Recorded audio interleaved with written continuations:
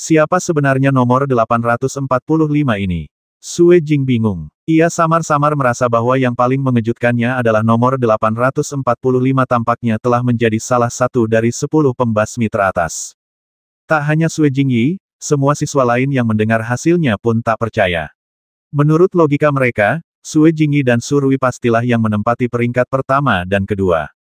Namun yang tidak mereka duga adalah nomor 845 tiba-tiba muncul di tengah jalan, dan yang lebih mengejutkan mereka adalah Surui sudah ada di tangannya. Apa sebenarnya angka 845 ini? Entahlah, seharusnya murid dari sekolah cabang. Sejenak, para murid yang bersembunyi di pegunungan dan ladang mulai membicarakannya. Namun, mentalitas siswa kelas 1 dan 2 sangat berbeda. Bagi siswa kelas 1 yang berada dalam kondisi setengah putus asa, nomor 845 merupakan penyemangat, sementara bagi siswa kelas 2 yang berada dalam posisi menguntungkan, nomor 845 merupakan ancaman. Rasanya seperti ada seekor ular berbisa mematikan yang bercampur dengan beberapa ikan gabus, dan Anda tidak pernah tahu siapa yang akan digigit jika mereka tidak beruntung. Tentu saja, entah itu mahasiswa baru atau mahasiswa tahun kedua, entah itu dorongan atau ancaman, Jihao tidak diragukan lagi menjadi fokus diskusi semua orang saat ini. Terutama Sue Jingyi, setelah sadar kembali, wajahnya memucat, karena ia menyadari poin fatalnya, yaitu, meskipun ia saat ini berada di peringkat pertama, Jihao adalah mahasiswa baru, dan ketika diringkas, skornya harus digandakan. Dengan demikian, Jihao, yang saat ini berada di peringkat kedua, jauh di depannya. Ancaman ini bahkan lebih parah dari ancaman Su Chai. Tidak diragukan lagi, cara terbaik bagi Sue Jingyi saat ini adalah menemukan Su Hao dan menghabisinya dengan keunggulan jumlah. Jika tidak, ia tidak akan bisa mengalahkan Xiao Hong jika terus bersaing seperti ini. Pada saat ini, pola sihir komunikasi di tangan Sue Jingyi tiba-tiba bergetar.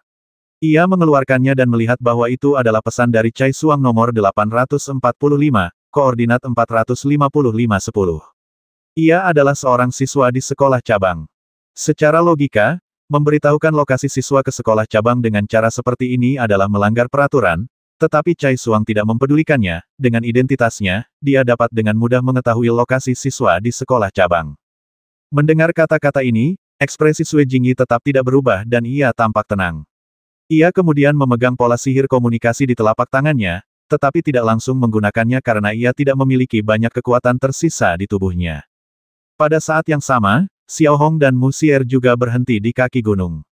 Mereka tidak membawa tenda karena terlalu memakan tempat. Untungnya, Xiao Hong berpengalaman bertahan hidup di alam liar dan menemukan sebuah gua kecil yang hampir tidak dapat menampung 2 orang.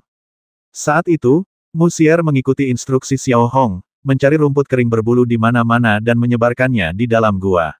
Xiao Hong juga menyalakan api unggun dan mulai mencabuti bulu ketiga bebek liar di tangannya. Inilah yang baru saja ditangkap Xiao Hong.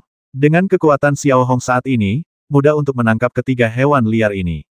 3 butir es berusia 10.000 tahun dapat dengan mudah menjatuhkan mereka. Xiao Hong dengan terampil mencabuti bulu 3 bebek liar dan mengeluarkan andalamnya, lalu memanggangnya di atas api. Adapun Qiu Qiu, ia terus bolak-balik antara Xiao Hong dan Mu Xier, dan tidak seorang pun tahu apa yang ingin dilakukannya. Setengah jam kemudian, Mu Xier akhirnya selesai menyebarkan rumput kering. "Ah Hong, bagaimana menurutmu?" Mu Xier menghampiri Xiao Hong dan bertanya sambil tersenyum. Ada lapisan tipis keringat dan kotoran di dahinya, yang tampak berantakan. Xiao Hong menoleh sedikit dan menatap gua. Rumput kering yang halus terhampar rapi, menunjukkan ketelitian unik gadis itu. "Bagus sekali, ini hadiahmu." Xiao Hong tersenyum dan menyerahkan sebatang ranting bergambar bebek liar kepada Mu Xier. "Baunya enak sekali." Mu Xier mengendusnya pelan, menyesapnya sedikit, lalu tersenyum manis. "Tidak perlu bersikap seperti wanita di sini. Suapan besar saja tidak apa-apa. Tidak akan ada yang menertawakanmu," lanjut Xiao Hong sambil tersenyum. Saat itu, ia menatap Qiu Qiu dan melihat Mu Xier menggigitnya dengan mulut besar, lalu menatap Xiao Hong, terdiam sejenak, lalu langsung menghambur ke pelukan Xiao Hong. Kepalanya yang kecil mulai menggesek-gesekkan tubuhnya ke kaki Xiao Hong tanpa henti, seolah-olah ia sedang berusaha menyenangkannya. "Jangan khawatir, punyamu akan ada di sana, di sini," kata Xiao Hong, lalu ia mematahkan kaki bebek dan meletakkannya di kaki kecil Qiu Qiu. Qiu Qiu menggigit 2 gigitan dan tampak sangat gembira. Xiao Hong dengan lembut menyentuh kepala Qiu Qiu, lalu mengisi cangkir air berbentuk pot dengan air dan menaruh sekantung tepung terigu kasar ke dalamnya. Setelah mendidih, meminum bubur encer ini dapat menghangatkan badan. Dapat dikatakan bahwa Xiao Hong cukup siap menghadapi lingkungan liar. Karena Musier telah berjuang seharian, ia telah menghabiskan banyak energi fisik. Meskipun nafsu makannya tidak besar, ia tetap memakan bebek liar utuh dan minum secangkir bubur gandum. Musier langsung merasakan kehangatan di sekujur tubuhnya. Bersandar di bahu Xiao Hong, Musier merasakan kedamaian yang luar biasa di hati dan tubuhnya, dan tidak lagi merasa hampa. Begitu pula dengan Qiu Qiu. Setelah makan dan minum, ia meringkuk di pelukan Xiao Hong dan tertidur dengan tenang. Apakah penyakitmu sudah membaik, Musier, yang sedang bersandar di bahu Xiao Hong, tiba-tiba bertanya dengan lembut. Musier sebenarnya tidak ingin membahas topik ini, tetapi ia tidak bisa menahannya. Aku sedang memikirkan solusinya, tapi aku sudah punya beberapa ide. Xiao Hong berhenti sejenak lalu menjawab dengan lembut. Jika ada yang perlu lo lakukan, katakan saja padaku, dan aku akan melakukannya, lanjut Musier lembut. Xiao Hong tiba-tiba tersenyum tipis, lalu menggelengkan kepalanya pelan. Kalau memang keadaan tak bisa membaik, saat aku pergi nanti, aku cuma berharap kamu tidak bersedih, sesederhana itu. Malah, terkadang aku merasa seharusnya aku tak terlalu dekat denganmu, tapi aku tak bisa menahan diri. Xiao Hong akhirnya mengutarakan pikirannya pada saat ini, matanya diam-diam menatap ke arah api yang menari-nari. Mendengar ini, Musier menundukkan kepalanya sedikit ke bahu Xiao Hong dan menggelengkan kepalanya. Berjanjilah padaku, kau akan selamat, kan? Xiao Hong tidak menjawab. Meskipun ia terus berusaha dan mencari cara untuk menyelamatkan diri, Xiao Hong benar-benar tidak percaya diri. Melawan takdir memang tidak pernah mudah. Berjanjilah padaku, desak Musier. Baiklah, aku akan berusaha sebaik mungkin. Xiao Hong menjawab dengan memeluk bahu Musier lembut, lalu menyipitkan matanya sedikit, seolah-olah sedang menahan air mata, atau seolah-olah dia telah mengambil keputusan diam-diam. Tentu saja, tidak peduli apapun, yang paling perlu dilakukan Xiao Hong sekarang adalah mendapatkan pisau ukir skala gold. Jam 10 malam, seluruh hutan menjadi jauh lebih sunyi. Tentu saja, yang disebut sunyi itu bukan karena hewan-hewan nokturnal, melainkan karena para siswa. Xiao Hong melirik Musier yang sedang tidur di bahunya dengan ekspresi tenang. Ia kembali menatap bintang-bintang yang terang di langit, lalu dengan hati-hati mengangkat Musier dan Qiu Qiu, lalu menempatkan mereka di dalam gua. Kemudian, ia menempatkan pola sub sihir peringatan di area kecil di dekatnya, lalu ia juga masuk ke dalam gua. Karena ruang yang sempit, Xiao Hong hanya bisa menahan Musier dan Qiu Qiu di atas kepala mereka. Kemudian, di bawah cahaya bulan yang redup, sambil menatap wajah cantik Musier, Xiao Hong tak dapat menahan diri untuk tidak mengecup kening Musier dengan lembut, dengan tatapan mata penuh kasih sayang, namun lebih karena rasa enggan. Tanpa tindakan yang tidak pantas, Xiao Hong tertidur lelap sambil memeluk Musier, dengan ekspresi damai. Pada saat yang sama, di sebuah rumah kayu sederhana dekat tambang Donglin, Miao Chen dan 3 orang kepercayaan keluarga Miao sedang duduk di sekitar api unggun, masing-masing dari mereka memiliki niat membasmi di mata mereka.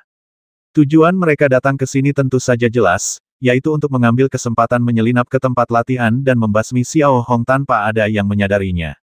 Beberapa hari yang lalu, aku meyakinkan Cai Suang bahwa dia akan membantu kita selama pelatihan lapangan. Kurasa kita akan segera tahu lokasi spesifik seorang siswa di sekolah cabang. Lalu, kita tinggal menyelinap ke lokasi pelatihan lapangan dan menunggu kesempatan, jawab Miao Chen lembut. Dengan adanya tuan muda di sini, kurasa murid dari sekolah cabang akan celaka kali ini, kata Puyi. Sampai sekarang, ia masih belum mengerti kenapa ia pingsan terakhir kali. Saat mereka sedang mengobrol, pola sihir komunikasi di tangan Miao Chen tiba-tiba bergetar. Ia mengeluarkannya dan melihat pesan dari Cai Suang, seorang siswa dari sekolah cabang, lokasi 455-10. Kam nomor 5 dijaga dengan sangat ketat. Kalian bisa menyelinap masuk di sore hari dan menghubungi kami nanti. Melihat informasi ini, sudut mulut Miao Chen sedikit terangkat. Semuanya berjalan sangat lancar. Beristirahatlah sekarang, keluarlah jam 3 pagi, lalu cari tempat berlindung dan tunggu kesempatan untuk bertindak, perintah Miao Chen. Di pagi hari, matahari terbit perlahan di timur, menyinari bumi dengan cahaya kemasan. Sinar matahari yang lembut juga mengusir dinginnya malam, dan pegunungan serta hutan yang layu dan menguning pun kembali segar dengan sedikit vitalitas. Setelah bangun, Xiao Hong merangkak keluar dari gua dan sedikit menggerakkan anggota tubuhnya. Meskipun agak dingin di tengah malam, Xiao Hong tetap tidur nyenyak di peluk Musier. Tak lama setelah Xiao Hong pergi, Musier juga keluar dari gua sambil menggendong Qiu Qiu. Musier tidur nyenyak sepanjang malam, terutama karena rasa aman yang kuat di hatinya. Sebaliknya, Qiu Qiu tampak masih tertidur. Setelah menyalakan kembali api unggun dari tadi malam dan memasak oatmeal kasar untuk memulihkan semangatnya, Xiao Hong memberi isyarat kepada Musier untuk berangkat. Hari kerja keras yang baru telah dimulai. Singkatnya, kali ini kita harus berusaha menjadi yang pertama dan kedua. Dengan begitu, kedua harta karun itu akan menjadi milik kita semua. Aku ingin emas sisiknya, dan kau ingin empedu binatang bermutasi. Dengan begitu, saat giliranmu tiba, kau tak perlu khawatir. Xiao Hong, yang bergerak cepat sambil memegang tangan Musier, berkata. Kedua apa menurutmu aku bisa? Musier tampak kurang percaya diri. Jangan khawatir, aku di sini, jawab Xiao Hong dengan ekspresi penuh percaya diri. Bab 206 Pertarungan.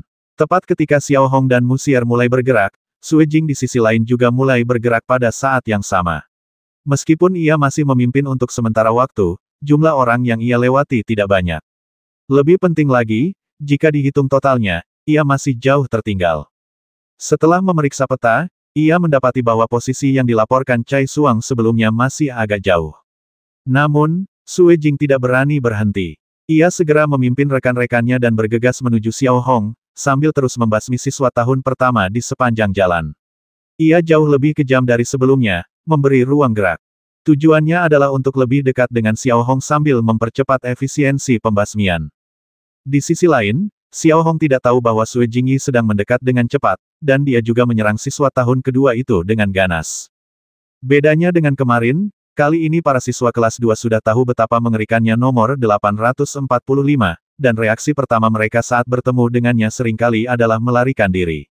Namun, bagaimana mungkin Xiao Hong memberi mereka kesempatan seperti itu selama pengejaran? Ia menggunakan pola pertarungan cangkir hisap untuk terus-menerus mencengkeram para siswa kelas 2, lalu memukul mereka hingga pingsan dengan palu. Musier juga menggunakan pola bantu oksigen tinggi untuk mengganggu pelarian itu, dan bola itu melesat liar ke dalam api. Setelah seharian penuh, koordinasi antara ketiganya hampir sempurna. Demikian pula, tindakan Xiao Hong dan Sue Jingyi juga sepenuhnya tercermin dalam peringkat. Para siswa senior yang bangun pagi-pagi sekali dari tempat tidur terkejut ketika melihat peringkat, dan raut wajah mereka berubah drastis. Meski itu hanya daftar peringkat, mereka sudah bisa merasakan persaingan yang sangat ketat. Saya melihat posisi pertama dan kedua terus berganti antara nomor 1 dan nomor 845, dan jumlah pembasmian tampaknya meningkat seperti stopwatch. Hanya dalam waktu setengah jam, keduanya telah memecahkan rekor jumlah kill. Mereka hampir 3 kali lipat unggul dari posisi ketiga. Perlu Anda ketahui bahwa rekor yang dibuat oleh Cai Suang tahun lalu hanya 150 orang, dan dilihat dari situasi saat ini, tidak akan lama lagi rekor Cai Suang akan benar-benar terpecahkan. Kejutan ini baru permulaan. Orang-orang yang telah lama menunggu di lapangan utama juga dapat dengan jelas melihat adegan Sue Jingyi dan Xiao Hong berkelahi. Tak perlu dikatakan lagi, kekuatan Sue Jingyi jauh lebih tinggi daripada siswa tahun kedua. Yang sangat mengejutkan dan ironis adalah di pihak Xiao Hong, hanya Xiao Hong, Musier, dan Qiu Qiu, 2 orang dan 1 binatang buas, yang terlihat mengejar 7 atau 8 siswa tahun kedua dan membasmi mereka satu persatu. Para siswa tahun kedua tampak berada dalam kondisi yang memprihatinkan akibat perlakuan brutal Xiao Hong. Mereka sama sekali tidak terlihat seperti siswa tahun kedua, melainkan lebih seperti siswa tahun pertama di sekolah cabang. Ini benar-benar penghinaan yang terang-terangan terhadap mahasiswa tahun kedua. Terutama di antara mereka, ada sosok Musier. Dulu, Musier memberi orang perasaan seperti malaikat kecil, tetapi sekarang di bawah pengaruh Xiao Hong, ia telah menjadi iblis kecil, dan tidak ada jejak kelemahan saat ia bertindak. Ya dewa, ini masih anak kelas 2 semua siswa di lapangan utama tampak terkejut dan ragu. Cai Sang, yang tiba di ruang kendali utama pagi-pagi sekali, tentu saja menyadari kejadian ini. Awalnya ia sedikit terkejut, tetapi kemudian wajahnya menjadi muram dan ekspresinya tidak bagus. Jangan bilang Xiao Hong murid sekolah cabang. Sekalipun dia murid Akademi Pola Sihir Shijin, Cai Sang tetap saja sangat tidak senang. Seorang murid kelas 2 yang bermartabat dipukuli sampai babak belur oleh murid kelas 1. Sungguh memalukan. Yang membuat Cai Sang semakin tidak bisa diterima adalah, ini hanya sekelompok siswa tahun kedua, dan mereka dipukuli seperti ini oleh Xiao Hong sendirian. Jika video seperti itu disebarkan keluar sekolah, Akademi Pola Sihir Shijin tidak akan mampu memperbaiki reputasinya lagi. Sekarang, yang ada di pikiran Cai Sang hanyalah Sue Jing harus segera bertemu dengan seorang siswa dari sekolah cabang, dan menggunakan keunggulan tenaga mereka untuk membasmi siswa itu. Bahkan jika mereka berdua mati, selama mereka bisa menghentikan siswa dari sekolah cabang itu, semuanya akan baik-baik saja. Sebenarnya, alasan mengapa Cai Sang memiliki ide seperti itu dalam benaknya adalah, bagaimanapun juga, karena seorang siswa dari sekolah cabang bukanlah siswa Akademi Sihir Rune Shijin. Di Cai Sang, tidak ada siswa dari akademi lain yang diizinkan untuk mencapai tingkat yang lebih tinggi daripada siswa dari Akademi Pola Sihir Shijin. Luo Xuening, yang berdiri di samping, juga tampak terkejut. Melalui layar cahaya, ia dapat dengan jelas melihat serangkaian serangan Xiao Hong. Setelah gelombang suara yang kuat, para siswa tahun kedua hampir roboh berkelompok, membuat orang-orang merasa seperti sedang memanen jagung. Terlebih lagi, Luo Xuening dapat melihat dengan jelas bahwa pola pertempuran nafas naga milik Xiao Hong jelas meniru pola pertempuran Chen Yin, tetapi dari perspektif kinerja dan kekuatan saja, itu jelas lebih maju daripada pola pertempuran Chen Yin. Orang ini benar-benar jago mencuri kemampuan guru. Kalau terus begini, kurasa meskipun guru belum menerima Xiao Hong sebagai muridnya, orang-orang tetap akan mengira dia murid guru, gumam Luo Xuening dalam hati. Tentu saja, yang lebih mengejutkannya adalah metode apa yang digunakan Xiao Hong sehingga pola pertarungan yang ia gunakan sekarang bisa melampaui Chen Yin. Ada hal lain yang membuat Luo Xuening sedikit bingung, yaitu Cai Xuang, yang terus-menerus keluar masuk ruang kendali utama. Setiap kali ia keluar, Sue Jingyi di layar seolah-olah sengaja atau tidak sengaja memasuki tempat tersembunyi. Ketika ia keluar lagi, ia akan bergegas menuju Xiao Hong dengan lebih presisi. Ada yang mencurigakan. Luo Xuening menyipitkan matanya sedikit dan berpikir dalam hati, tetapi ia tidak mengungkapkannya secara langsung. Namun, sebagai pejabat tinggi kerajaan Singer, setelah terkejut sesaat, ia tampaknya bisa menebak apa yang sedang terjadi. 1 jam berlalu dengan cepat. Melihat kembali papan peringkat, persaingan antara Xiao Hong dan Sue Jingyi telah memasuki tahap yang sengit. Sue Jingyi hanya unggul 1 kill dengan skor 142.141. Jumlah pembasmian yang dilakukan kedua orang ini hanya sebagian kecil saja, yang mana sudah lebih banyak dari jumlah pembasmian yang dilakukan oleh orang di posisi ketiga. Dalam daftar peringkat sebesar itu, jumlah pembasmian sebanyak itu jelas dianggap sebagai pencapaian langka. Pada saat ini, semua orang tampaknya telah merasakan bahwa Xiao Hong tidak bermaksud untuk mengandalkan keunggulan skor seorang mahasiswa baru untuk membasmi Sue Jingyi, tetapi akan melampaui kejeniusan mahasiswa tahun kedua Sue Jingyi hanya dalam hal jumlah pembasmian. Tanpa melihat gambarnya, Anda pada dasarnya dapat melihat momentum besar Xiao Hong hanya dari peringkatnya. Yang lebih penting, Xiao Hong hanya membasmi siswa tahun kedua yang relatif kuat, dan hanya ada Mu Xier di sampingnya. Di sisi lain, Sue Jingyi tidak hanya membasmi siswa tahun pertama dengan kekuatan pas-pasan, tetapi juga memiliki beberapa master di antara siswa tahun kedua di sampingnya yang berdedikasi untuk membantunya. Tepat ketika semua orang masih berseru kagum atas momentum Xiao Hong, 3 pesan pembasmian muncul di belakang nama nomor 845 di layar lebar. 144.142, Xiao Hong, dengan momentum yang luar biasa, langsung melampaui Sue Jing dengan 1 atau 2 kill. Menyalip lagi para siswa senior yang berdiri di lapangan utama menatap layar lebar dengan heran dan mengeluarkan suara terkejut. Meskipun keduanya belum bertarung secara langsung, mereka tampaknya telah melihat tekad Xiao Hong untuk menggunakan momentumnya yang luar biasa untuk mengalahkan Sue Jingyi. Setelah berhasil membasmi 3 orang, langkah Xiao Hong tiba-tiba terhenti. Tatapan tajam tiba-tiba terpancar di matanya, lalu ia sedikit mengalihkan pandangannya ke kanan, seperti binatang buas yang merasa terancam. Tiba-tiba, Xiao Hong membuka ular roh itu hingga batas maksimal, melompat mundur bagai kilat, dan mengulurkan tangannya, membidik ke arah Mu Xier dan Qiu Qiu yang menyeringai serta mengaktifkan pola pertempuran penghisap, memaksa mereka mundur. Desir-desir-desir, hampir pada saat Xiao Hong meraih Mu Xier dan Qiu Qiu di tangannya, melihat ke tempat Xiao Hong tinggal sebelumnya, tubuh energi padat melintas. Beberapa pohon di dekatnya hancur berkeping-keping, tanpa ampun. Jika tertimpa pohon-pohon itu, Anda akan terluka parah, bahkan mungkin tewas. Seorang siswa dari sekolah cabang memang pantas mendapatkan reputasinya. Sepertinya Anda cukup responsif. Suara Sue Jingyi terdengar perlahan dari dalam hutan. Kemudian Sue Jingyi dan 5 siswa kelas 2 tingkat taker juga berjalan keluar dari hutan dan berdiri sekitar 10 meter dari Xiao Hong. Xiao Hong tidak menjawab pertanyaan Sue Jingyi, hanya menyipitkan matanya sedikit. Jika ia menunjukkan giginya saat ini, ia akan terlihat seperti binatang buas yang siap menggigit orang. Sementara itu, di lapangan utama Akademi Pola Sihir Shijin, suara-suara yang semula ramai kini sunyi. Semua orang tahu bahwa ini akan menjadi klimaks dari latihan lapangan ini, dan pastinya akan menjadi konfrontasi yang sangat sengit. Chai Sang di ruang kendali utama memasang ekspresi sangat serius, menatap layar cahaya di depannya tanpa henti. Ia tahu betul arti pertempuran yang akan datang, tidak hanya bagi peringkat, tetapi juga bagi reputasi Akademi Pola Sihir Shijin. Namun, dilihat dari kondisi keduanya saat ini, Chai Sang masih lebih menyukai Sue Jingyi. Pertama, jumlah mereka lebih banyak, dan kedua, berdasarkan pengamatan, Sue Jingyi jelas lebih santai, sementara Xiao Hong tampak jauh lebih terkendali. Jangan menunjukkan belas kasihan, Sue Jingyi, basmi dia. Itulah pikiran paling tulus di hati Chai Sang. Adapun Luo Xuening, ekspresinya tampak tenang saat ini, tetapi ia masih mengkhawatirkan Xiao Hong di dalam hatinya. Ya, level Xiao Hong memang lebih tinggi, jauh lebih tinggi daripada Sue Jingyi, tetapi ia tidak mampu menahan jumlah orang lawan yang lebih banyak. Saat ini, lebih baik menghindari musuh dan tidak bertarung langsung, pikir Luo Xuening dalam hati. Saat ini, Mo Xuan dan Ma Kao terdiam dan menatap layar di depan mereka dengan saksama. Suasana di seluruh ruang kontrol menjadi sedikit aneh. Bagaimana menurutmu beraninya kau bersaing denganku di sini? Lihat kami. Sue Jingyi, yang berdiri di hadapan Xiao Hong, kembali berbicara dengan lembut. Namun, ia hanya mengucapkan setengah kata. Menatap Xiao Hong lagi, ia menerkamnya bagai kilat tanpa basa-basi. Kau datang terburu-buru, apa kau pikir aku anak 3 tahun percuma saja? Melihat sosok Xiao Hong yang membesar dengan cepat di depan matanya, mata Sue Jingyi berkilat cemerlang.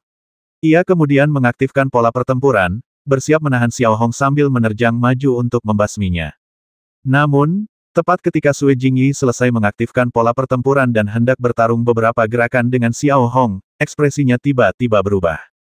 Dalam sekejap, Sue Jing tiba-tiba menyadari bahwa bola kabut seperti embun beku tiba-tiba terbentuk di sekitar tubuh Xiao Hong, dan sosoknya tiba-tiba menjadi jauh lebih kabur. Ini adalah kabut dingin yang dilepaskan dari pedang Jisoo. Tanpa memberikan banyak reaksi kepada Sue Jingyi, Xiao Hong telah mengaktifkan siklon ular roh secara maksimal, dan melesat tepat ke belakang Sue Jingyi bagai angin sepoi-sepoi.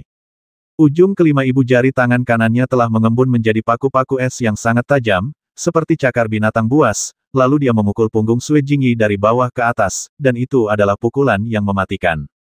Dalam sekejap, 5 cakar tajam menembus baju besi Sue Jingyi, meninggalkan 5 bekas darah yang dalam di punggung Sue Jingyi. Ekspresi Sue Jingyi berubah drastis saat melihat pemandangan ini. Ia tak menyangka kecepatan Xiao Hong akan begitu cepat dan gerakannya begitu luwes.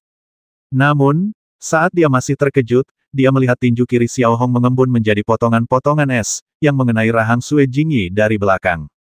Berdebar. Saat berikutnya, Sue Jingyi yang belum bereaksi sepenuhnya, merasakan tubuhnya melunak dan langsung jatuh di kaki Xiao Hong, pingsan. Hanya dalam satu ronde, Sue Jing terbasmi seketika. Pemandangan seperti itu tentu saja dapat terpantul ke Akademi Pola Sihir Shijin melalui layar cahaya. Melihat taman bermain utama yang awalnya sangat sunyi, kini menjadi sunyi senyap. Semua orang memiliki ekspresi yang hampir sama, mata mereka terbuka lebar, mulut mereka sedikit terbuka, menatap layar cahaya di depan mereka, tubuh mereka tampak membeku saat ini. Dalam satu ronde, Sue Jingyi tewas seketika disambar petir di depan rekan-rekannya. Hal ini sungguh di luar dugaan mereka. Menurut pemahaman mereka, meskipun seorang siswa di sekolah cabang sangat kuat, dengan kekuatan Sue Jingyi, ia mampu menahan beberapa dari mereka. Namun, mereka tidak pernah menyangka situasinya akan seperti ini. Saat ini, kekuatan kedua belah pihak tampaknya tidak seimbang. Menatap Chai Sang di ruang kendali utama lagi, ketenangan atau keseriusannya kini telah lenyap sepenuhnya. Matanya sedikit terbuka, dan ia menatap layar cahaya di depannya dengan tak percaya, dan keterkejutan terpancar jelas di wajahnya. Saat ini, tak ada jejak Chai Sang yang berpengalaman dan tenang, karena pemandangan di hadapannya terlalu mengejutkan. Chai Sang tak dapat menahan diri untuk menggerakkan sudut mulutnya secara tiba-tiba, dan jari-jarinya ikut bergerak mengikutinya. Hatinya bergejolak. Bagaimana mungkin seorang siswa dari sekolah cabang ini begitu kuat? Bukankah dia baru saja menjadi mahasiswa baru? Chai Sang terus-menerus bertanya dalam hatinya, tetapi ia tak menemukan jawaban sedikit pun. Luo Xuening, yang berada tak jauh dari Chai Sang, juga tampak terkejut.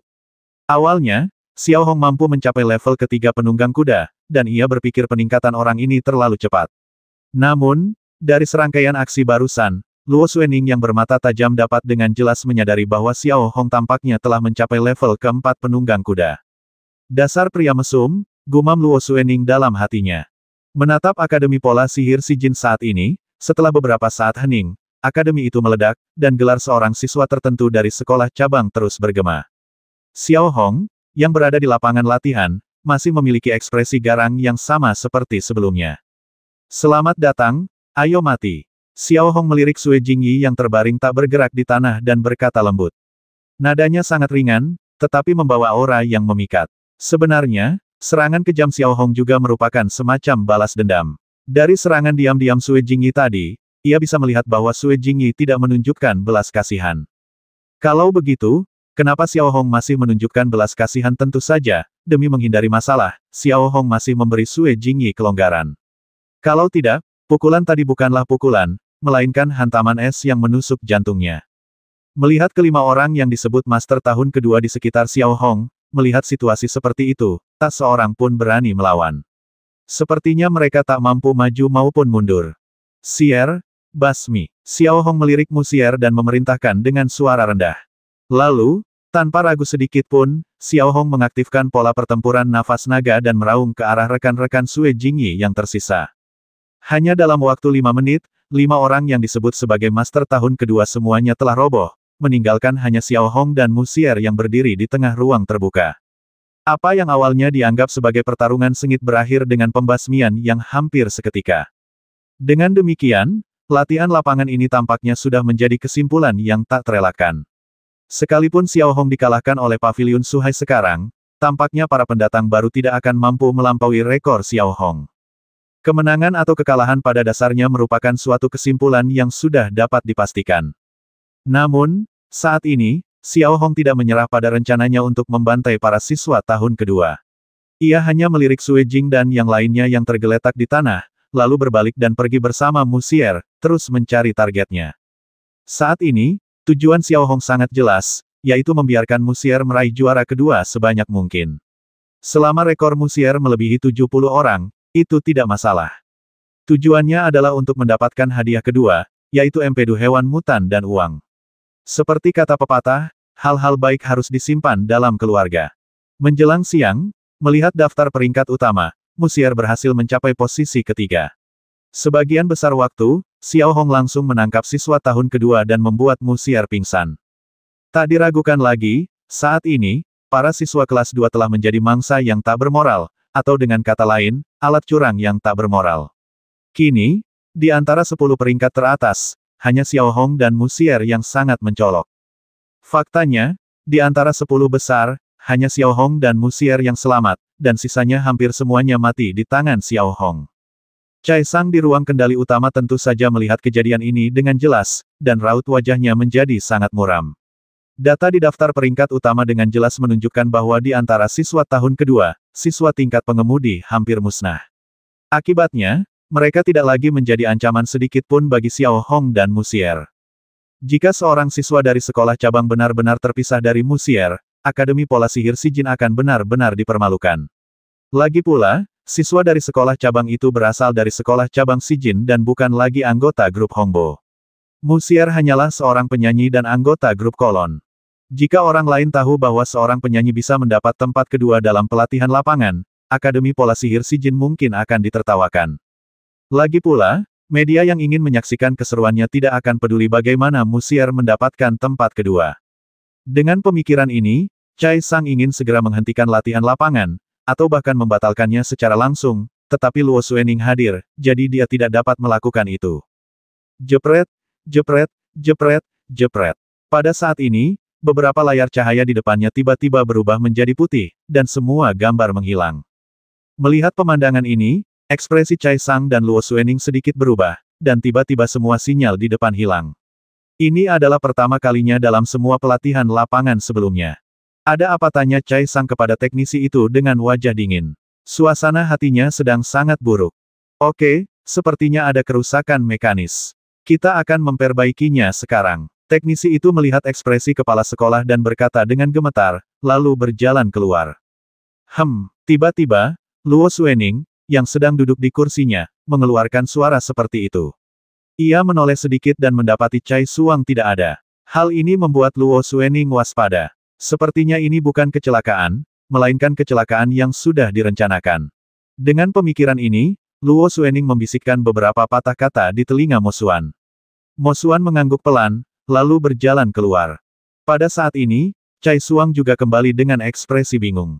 Namun, Luo Xuening sedikit menyipitkan matanya saat itu. Ia menemukan sedikit noda minyak di jari telunjuk Cai Suang. Xiao Hong, yang berada di sisi lain, belum mengetahui apa yang terjadi. Ia hanya melihat helikopter berpola ajaib melayang di langit dan telah menarik kembali perangkat pemantau berpola ajaib berpresisi tinggi mereka.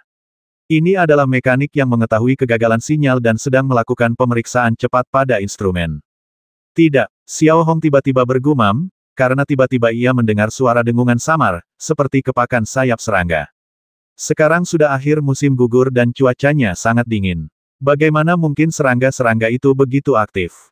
Menatap ke arah suara itu, raut wajah Xiao Hong tiba-tiba berubah. Ia melihat segerombolan serangga hitam mendekat dengan cepat di antara hutan kering. Xiao Hong secara alami mengenali jenis serangga ini, sejenis serangga mayat hidup. Dia datang seperti yang diharapkan, gumam Xiao Hong pada dirinya sendiri, seolah-olah dia mengerti segalanya. Helikopter berpola sihir di atas kepalanya menarik kembali kamera pengawas. Kemungkinan besar seseorang telah merusaknya untuk memudahkan pembasmian Miao Chen terhadapnya. Benar saja, sesaat kemudian, sosok Miao Chen, Puyi dan yang lainnya muncul dari hutan, dan muncul kurang dari 20 meter dari Xiao Hong seperti kilat. Siswa dari sekolah cabang, apa kabarmu sejak terakhir kali kita bertemu kau membuatku kesulitan menemukanmu? Miao Chen, yang berdiri di hadapan Xiao Hong, menanggapi dengan senyum sinis. Mu Xier, yang berdiri di samping Xiao Hong, secara alami dapat merasakan aura pembasmi dari Miao Chen dan bahkan Puyi. Ekspresinya tiba-tiba menjadi serius. Ia tahu betapa tingginya level Miao Chen. Miao Chen, kami tidak punya dendam padamu dulu atau sekarang. Kenapa kamu selalu begitu agresif? Tanya Mu Xier. Tidak ada dendam atau kebencian salah. Seorang siswa dari sekolah cabang melanggar kepentingan keluarga Miao, dendam yang sangat besar. Seorang siswa dari sekolah cabang membasmi orang kepercayaan keluarga Miao, kebencian yang sangat besar. Suara Miao Chen tiba-tiba melengking, dan kata-katanya terdengar sangat mendominasi. Xiao Hong tidak menjawab, raut wajahnya sedikit serius. Ia melihat sekeliling dan mengamati celah kekuatan antara dirinya, Miao Chen, dan yang lainnya. Jika hanya Miao Chen saja, Xiao Hong pasti punya modal untuk bertarung, tetapi dengan 3 orang lainnya, Xiao Hong tidak terlalu percaya diri. Ia hanya bisa menunggu dan melihat apakah lawannya punya kekurangan, lalu menunggu kesempatan untuk bertindak. Mengenai kata-kata Miao Chen, Xiao Hong mengabaikannya. Dia sudah melihat dengan jelas karakter keluarga Miao. Bab 208. Pembantaian. Tiba-tiba, Xiao Hong menyipitkan matanya sedikit, lalu tiba-tiba mengangkat tangan kanannya ke arah Miao Chen, dan cahaya biru menyala di telapak tangannya. Menghadapi pemandangan ini, Miao Chen, seorang pengemudi tingkat 4, bereaksi secara alami. Terdengar suara dengungan, lalu serangga mayat hidup yang tak terhitung jumlahnya berhamburan keluar dari saku, lengan baju, dan kerah Miao Chen, membentuk penghalang di depannya. Kemudian melihat tangan kanan Xiao Hong, yang tertarik hanyalah sekelompok serangga mayat hidup, yang tidak menimbulkan efek apapun pada Miao Chen. Di hadapan serangga mayat hidup, pola pertempuranmu tidak efektif. Miao Chen melirik Xiao Hong dan berkata dengan wajah muram. Menurut Miao Chen, pola pertempuran cangkir hisap tidak dapat diserap melalui benda. Xiao Hong tidak menanggapi kata-kata Miao Chen. Ia sangat jelas tentang situasi saat ini. Tak ada gunanya berkata lebih banyak lagi. Tanpa henti, Xiao Hong menggerakkan telapak tangannya, dan paku-paku es tajam berusia ribuan tahun terbentuk di ujung jari ke-10-nya, seperti cakar, lalu ia menerkam Miao Chen. Melihat ini, Miao Chen kembali menyipitkan mata, melengkungkan sudut mulutnya, dan melambaikan tangannya. Tiba-tiba, serangga hijau neon yang lebat merayap keluar dari lengan bajunya dan menutupi tangannya. Kemudian Xiao Hong dan Miao Chen mulai bertarung bersama. Benar saja, dari segi tingkat kendali saja, Xiao Hong tidak sebanding dengan Miao Chen, tapi ular roh Xiao Hong bisa meningkatkan fleksibilitasnya secara signifikan. Namun Miao Chen juga mempunyai cara untuk membatasi kelenturan Xiao Hong, yaitu lalat peluru yang berterbangan di sekitarnya, yang merupakan sejenis cacing cabang dari induk serangga yang tidak mati. Menghadapi serangga lalat yang merepotkan ini, Xiao Hong juga punya cara untuk mengatasinya. Ia segera mengaktifkan pedang tempur Jisoo dan melepaskan kabut dingin dalam jumlah besar. Ketika manik pola sihir biru tua itu diaktifkan, Xiao Hong bisa merasakan udara dingin, tetapi tidak berdampak negatif pada Xiao Hong.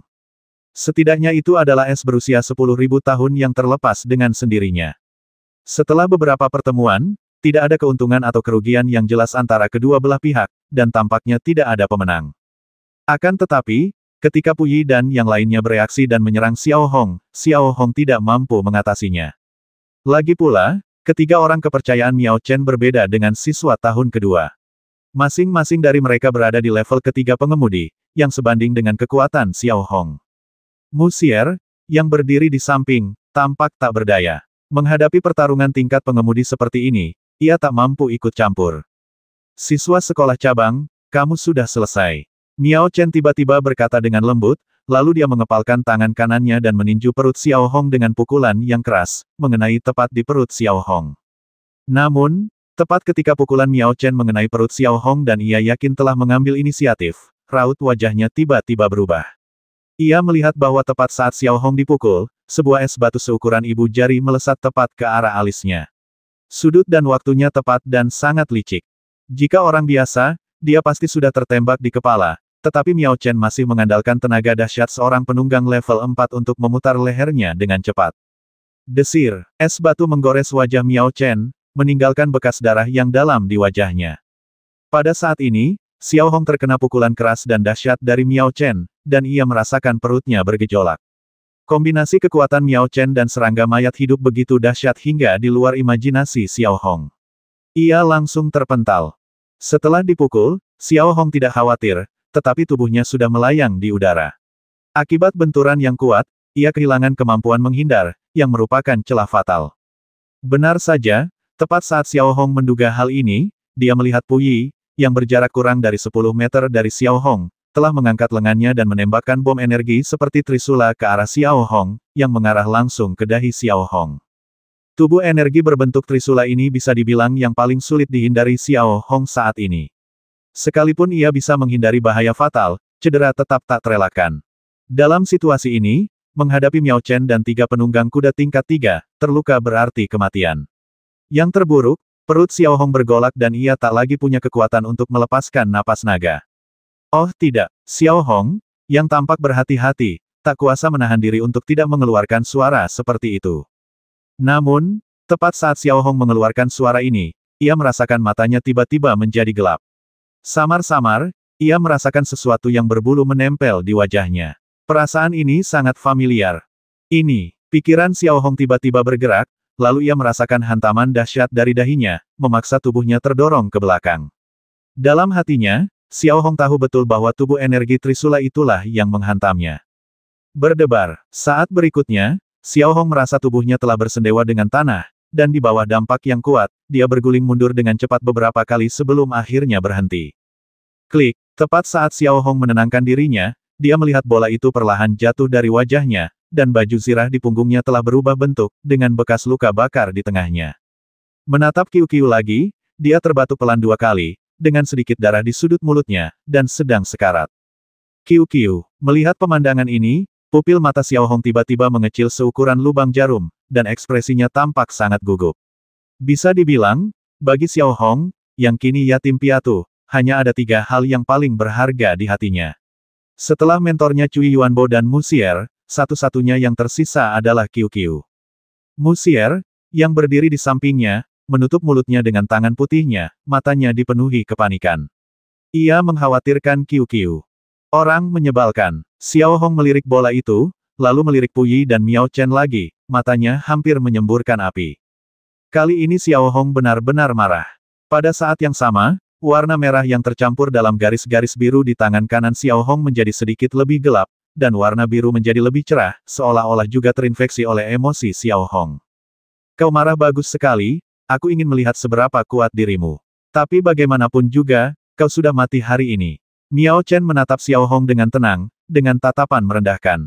Xiao Hong masih tidak menanggapi kata-kata Miao Chen. Ia dengan hati-hati meletakkan kiu-kiu yang sekarat di pelukan Musier, lalu Xiao Hong perlahan menghunus pedang Jisoo dari pinggangnya.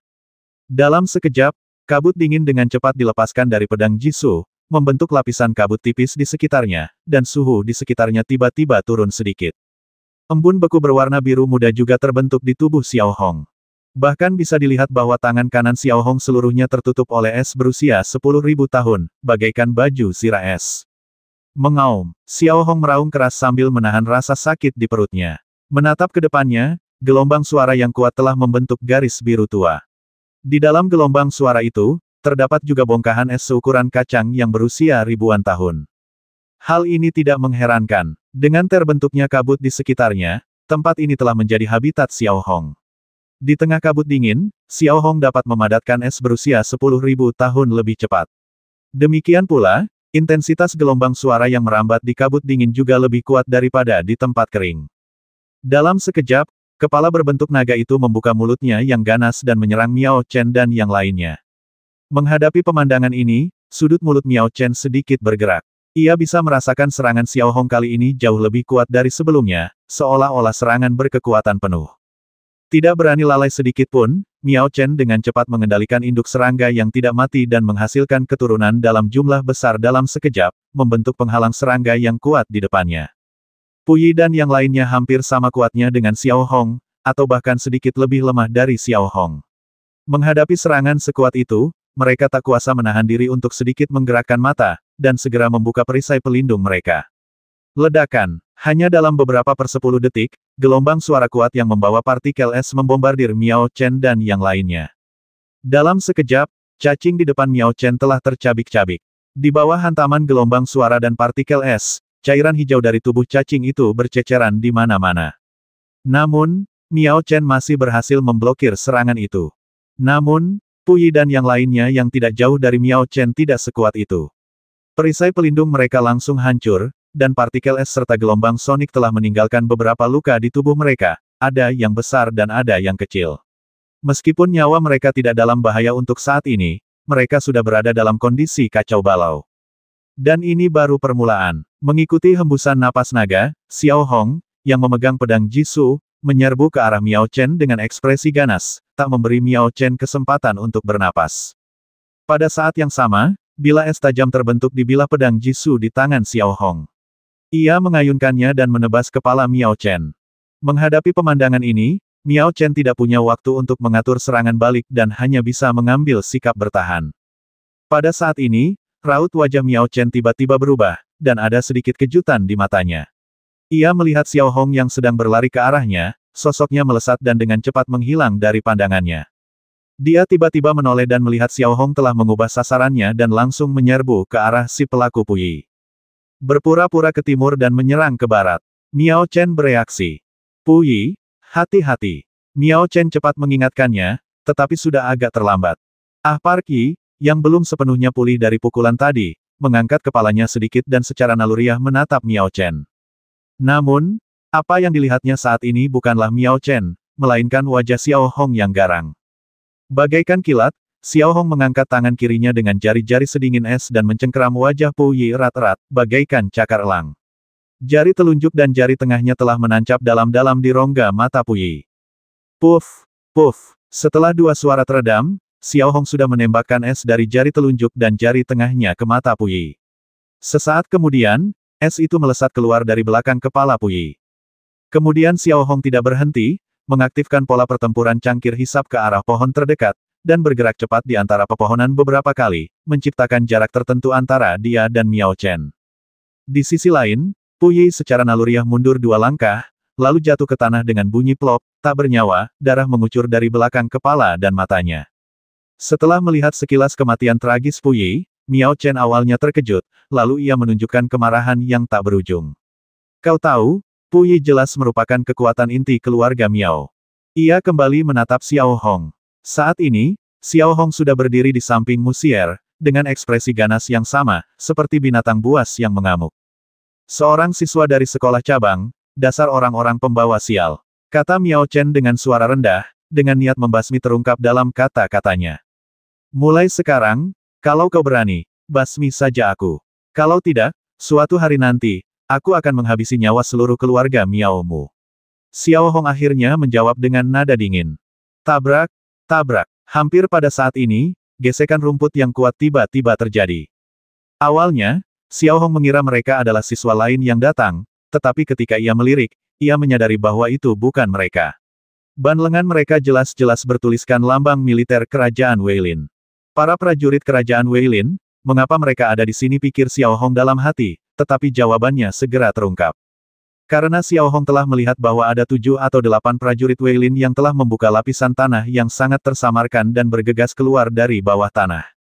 Sebenarnya, tujuan para prajurit dari kerajaan Weilin ini sangat sederhana, melancarkan serangan teroris. Satu untuk balas dendam, dan yang lainnya untuk memberitahu Akademi Pola Sihir Shijin dan Konsorsium Hongbo bahwa menjamu Luo Xuening tidak akan berakhir baik. Dalam hal ini, Bitu sudah mulai merencanakan sejak Luo Xuening memulai operasi pembersihan besar-besaran. Untuk mendapatkan informasi seperti lokasi pelatihan lapangan, sulit bagi para siswa, tetapi terlalu mudah bagi militer Weilin. Meskipun dia sangat membenci Miao Chen, Xiao Hong tahu betul bahwa tidaklah bijaksana untuk tinggal di sini terlalu lama. Dengan pemikiran ini, Xiao Hong bertindak cepat. Setelah menatap Miao Chen dengan tajam, ia merangkul pinggang Musier dan berkata, "Ayo pergi."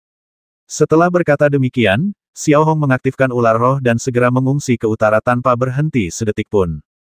Miao Chen tidak tahu banyak tentang beberapa peristiwa rahasia di kerajaan Weilin, tetapi dia bisa merasakan bahwa orang-orang ini punya niat buruk.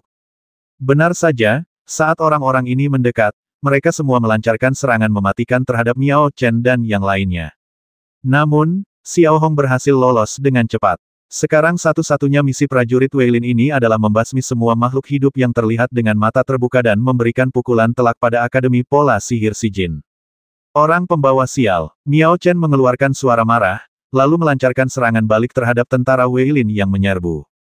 Tidak hanya di daerah tempat Xiao Hong berada, tetapi juga di daerah lain, sejumlah besar prajurit Weilin muncul dari bawah tanah, mencari mangsa di dekatnya dan membasmi mereka. Jumlahnya ada 200 orang. Perubahan seperti itu sungguh mengejutkan semua orang, dan sesaat seluruh hutan menjadi kacau. Sementara itu, di Akademi Pola Sihir Shijin, belum diketahui adanya insiden selama pelatihan lapangan. Namun, staf langsung menemukan titik kerusakannya salah satu jalur transmisi mesin relay yang bertanggung jawab atas transmisi gambar putus. Setelah koneksi dibuat, semuanya kembali normal. Namun, begitu gambar itu dipulihkan, ekspresi semua orang di ruang kendali berubah. Pemandangan yang mereka lihat sangat berbeda dari sebelumnya. Di beberapa daerah, kekuatan tak dikenal telah masuk dan melancarkan perburuan mematikan terhadap para pelajar. Saat gambar menjadi lebih jelas, Luo Xuening dapat melihat dengan jelas bahwa orang yang menerobos masuk secara misterius itu memiliki lambang militer kerajaan Weilin di bahunya. Ketika Cai Sang, yang berdiri di sana, melihat kejadian ini, ekspresi buruknya digantikan oleh sedikit kepanikan. Apa yang terjadi, bagaimana mereka bisa masuk? Cai Sang tak kuasa menahan diri untuk bertanya. Pada saat ini, Cai Sang dan Luo Xuening menerima pesan dari Bitu hampir bersamaan. Ini akibat telah membuatku marah, Bitu. Saat ini, Luo Xuening sudah mengerti segalanya. Untungnya, dia telah mengirim Mo Xuan sebelumnya, dan dia mungkin sedang dalam perjalanan. Senior Macaoda, di mana Ksatria Templar sekarang? Luo Xuening menoleh dan bertanya dengan cemas. Masih di ujung selatan kota Taiwu, jawab Makao. Aku mengerti. Mendengar ini, ekspresi Luo Xuening tiba-tiba berubah. Ternyata keributan sebelumnya di kerajaan Weilin hanyalah tipuan untuk memancing harimau menjauh dari gunung dan membuat tipuan ke timur lalu menyerang dari barat. Cepat, cepat panggil kembali Ksatria Templar untuk memperkuat area latihan lapangan, perintah Luo Xuening, tetapi setelah berpikir sejenak, ia menambahkan ketika mereka kembali, biarkan mereka naik ke kapal perang berpola sihir Kitty Hawk. Pada saat yang sama, Xiao Hong telah berlari jarak jauh dengan Musier, untuk sementara menghindari serangan dari kerajaan Weilin. Setelah memasuki rerumputan setinggi pinggang, Xiao Hong perlahan menurunkan Musier dan memberi isyarat agar Musier berjongkok. Bukannya Xiao Hong tidak bisa berlari, tetapi ia tidak bisa lagi bertahan setelah melihat bola. Hal yang sama juga terjadi pada Musier. Meskipun kejadian baru-baru ini mengejutkannya, ia kini lebih khawatir. Qiu, biarkan aku melihatnya. Xiao Hong dengan hati-hati mengambil Qiu dari pelukan Musier dan segera melepaskan baju zirah di punggung Qiu. Tubuh energi Trisula tadi tidak menembus armor, tetapi telah menyebabkan deformasi armor yang serius. Melihat Qiu Qiu yang lemah, mata bulatnya sedikit menyipit, telinganya terkulai, dan darah mengalir dari sudut mulutnya. Pemandangan seperti itu membuat Xiao Hong merasa bersalah dan sakit hati. Musier hanya menutup mulutnya dengan tangan, air mata mengalir di wajahnya. Dapat dikatakan bahwa Musier tidak bisa lagi meninggalkan Qiu Qiu. Jangan sedih, masih ada harapan. Xiao Hong menghibur Musier dan mulai memeriksa Qiu Qiu dengan cepat. Tidak ada luka fatal di kulitnya, jadi itu pasti luka dalam. Setelah mendengar penilaian ini, Xiao Hong tampak gugup. Ia mengeluarkan pola ajaib yang dapat menyembuhkan luka dalam secepat mungkin dan mulai melepaskannya ke berbagai bagian tubuh Qiu Qiu. Namun, yang sangat mengkhawatirkan adalah Qiu Qiu tampaknya tidak kunjung membaik, kecuali pendarahan di sudut mulutnya telah berhenti. Jangan khawatir, aku kenal Qiu Qiu. Dia punya vitalitas yang kuat dan tak akan pernah mati. Melihat Musier menangis terseduh-seduh, Xiao Hong hanya bisa menghiburnya dengan cara ini. Pada saat ini, Xiao Hong tiba-tiba menemukan bahwa Qiu Qiu, yang terbaring di kaki Xiao Hong dan sekarat, mulai merentangkan cakar kecilnya dan terus menggaruk paha Xiao Hong. Tindakan ini tampak sangat tidak biasa bagi Xiao Hong. Apa yang ingin dilakukannya, tanya Xiao Hong dengan bingung. Sebelumnya, dia membuat gerakan ini karena ingin dimakan. Musier menyeka air matanya dan menjawab. Apakah dia butuh makan? Xiao Hong sedikit bingung, tapi dia tetap berkata pada Musier, beri dia makan. Musier tak berani menunda lagi, dan segera melepas ranselnya. Ia mengeluarkan sekantong dendeng sapi. Ini adalah makanan favorit Qiu Qiu. Kemudian, ia merobek sepotong dendeng dan perlahan meletakkannya di depan Qiu Qiu. Saat ini dia melihat ke arah Qiu Qiu, dia melihat makanan di depannya, dia mengendus-endus hidungnya, lalu dengan lemah mengambil dendeng sapi itu dan mulai mengunyahnya. Gerakannya sangat ringan, tetapi ia selesai makan dengan cepat. Kemudian Qiu Qiu mengulangi gerakan yang sama, mencakar paha Xiao Hong dengan cakar kecilnya. Namun, Xiao Hong samar-samar merasakan bahwa gerakan itu tampaknya jauh lebih kuat daripada sebelumnya. Dulu, Musier selalu khawatir Qiu Qiu akan makan terlalu banyak dan kenyang, tetapi sekarang dia tidak mempedulikannya dan hanya memberi Qiu Qiu sepotong besar dendeng sapi. Qiu Qiu mengambil dendeng sapi dan mulai menggigitnya sedikit demi sedikit, tetapi gerakannya menjadi jauh lebih cepat. Beberapa menit kemudian, sambil menatap Qiu Qiu lagi, ia langsung duduk dan makan, sambil mengunyah dendeng sapinya. Telinganya yang tadinya terkulai kini berdiri tegak, membuat orang-orang merasa dendeng sapi itu adalah obat mujarab untuk menghidupkannya kembali. Melihat pemandangan ini, Xiao Hong dan Musier saling berpandangan dan hampir membuat suara terkejut pada saat yang bersamaan. Xiao Hong, khususnya, dipenuhi rasa terkejut dan bingung. Mungkinkah makan benar-benar dapat memperbaiki tubuh atau mungkin metode penyembuhannya yang sebelumnya telah berhasil, atau mungkin kombinasi keduanya? Xiao Hong tidak yakin. Lagi pula, Xiao Hong tidak memiliki peralatan pengujian apapun, jadi dia tidak bisa melihat situasi di dalam bola secara akurat. Tapi apapun yang terjadi, Qiu Qiu semakin membaik, dan tidak ada yang membuat kami lebih bahagia daripada ini. Tak lama kemudian, Qiu Qiu telah menghabiskan seluruh dendeng sapi itu. Ketika ia melihat lagi, ia melihat mata bulat kecilnya telah terbuka kembali, dan ia tampak penuh semangat, seolah-olah tidak terjadi apa-apa sebelumnya. Melihat pemandangan ini, Musier bagaikan seorang ibu kecil. Ia memeluk Qiu Qiu dan menangis bahagia. Melihat Qiu Qiu lagi, ia menjilati wajah Musier dengan lidah kecilnya dan tertawa terbahak-bahak. Ini juga cara Qiu Qiu untuk pamer. Namun, pada saat itu, Xiao Hong tiba-tiba mendengar suara desir rumput kering yang bergesekan. Suara itu bukan angin sepoi-sepoi, jadi jelas ada seseorang yang mendekat. Hal yang sama berlaku untuk Qiu Qiu. Tatapannya yang semula memuja perlahan memudar, dan mata bulatnya yang kecil tiba-tiba menjadi waspada, dengan sepasang taring kecil yang terlihat. Ini adalah sinyal bahwa ada orang asing di dekatnya, yang kemungkinan besar adalah musuh. Xiao Hong mengulurkan tangannya sedikit dan menepuk Musier. Setelah menatap Musier, ia segera mengaktifkan pola pertempuran yang biasa digunakannya dan mulai mengisi busur berburu. Lalu ia tiba-tiba berdiri dari rerumputan setinggi pinggang, matanya langsung tertuju ke sumber suara.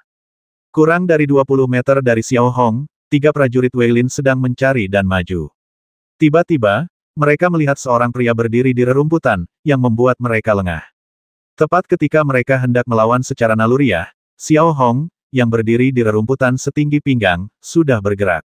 Tubuh energi sehalus bulu yang diselimuti es berusia 10.000 tahun melesat langsung ke arah prajurit Weilin yang paling dekat dengan Xiao Hong. Bang! Saat berikutnya, Kepala prajurit Weilin meledak dan dia terjatuh tanpa suara ke tanah. Melihat rekan mereka jatuh ke tanah, dua prajurit Weilin lainnya langsung terkejut.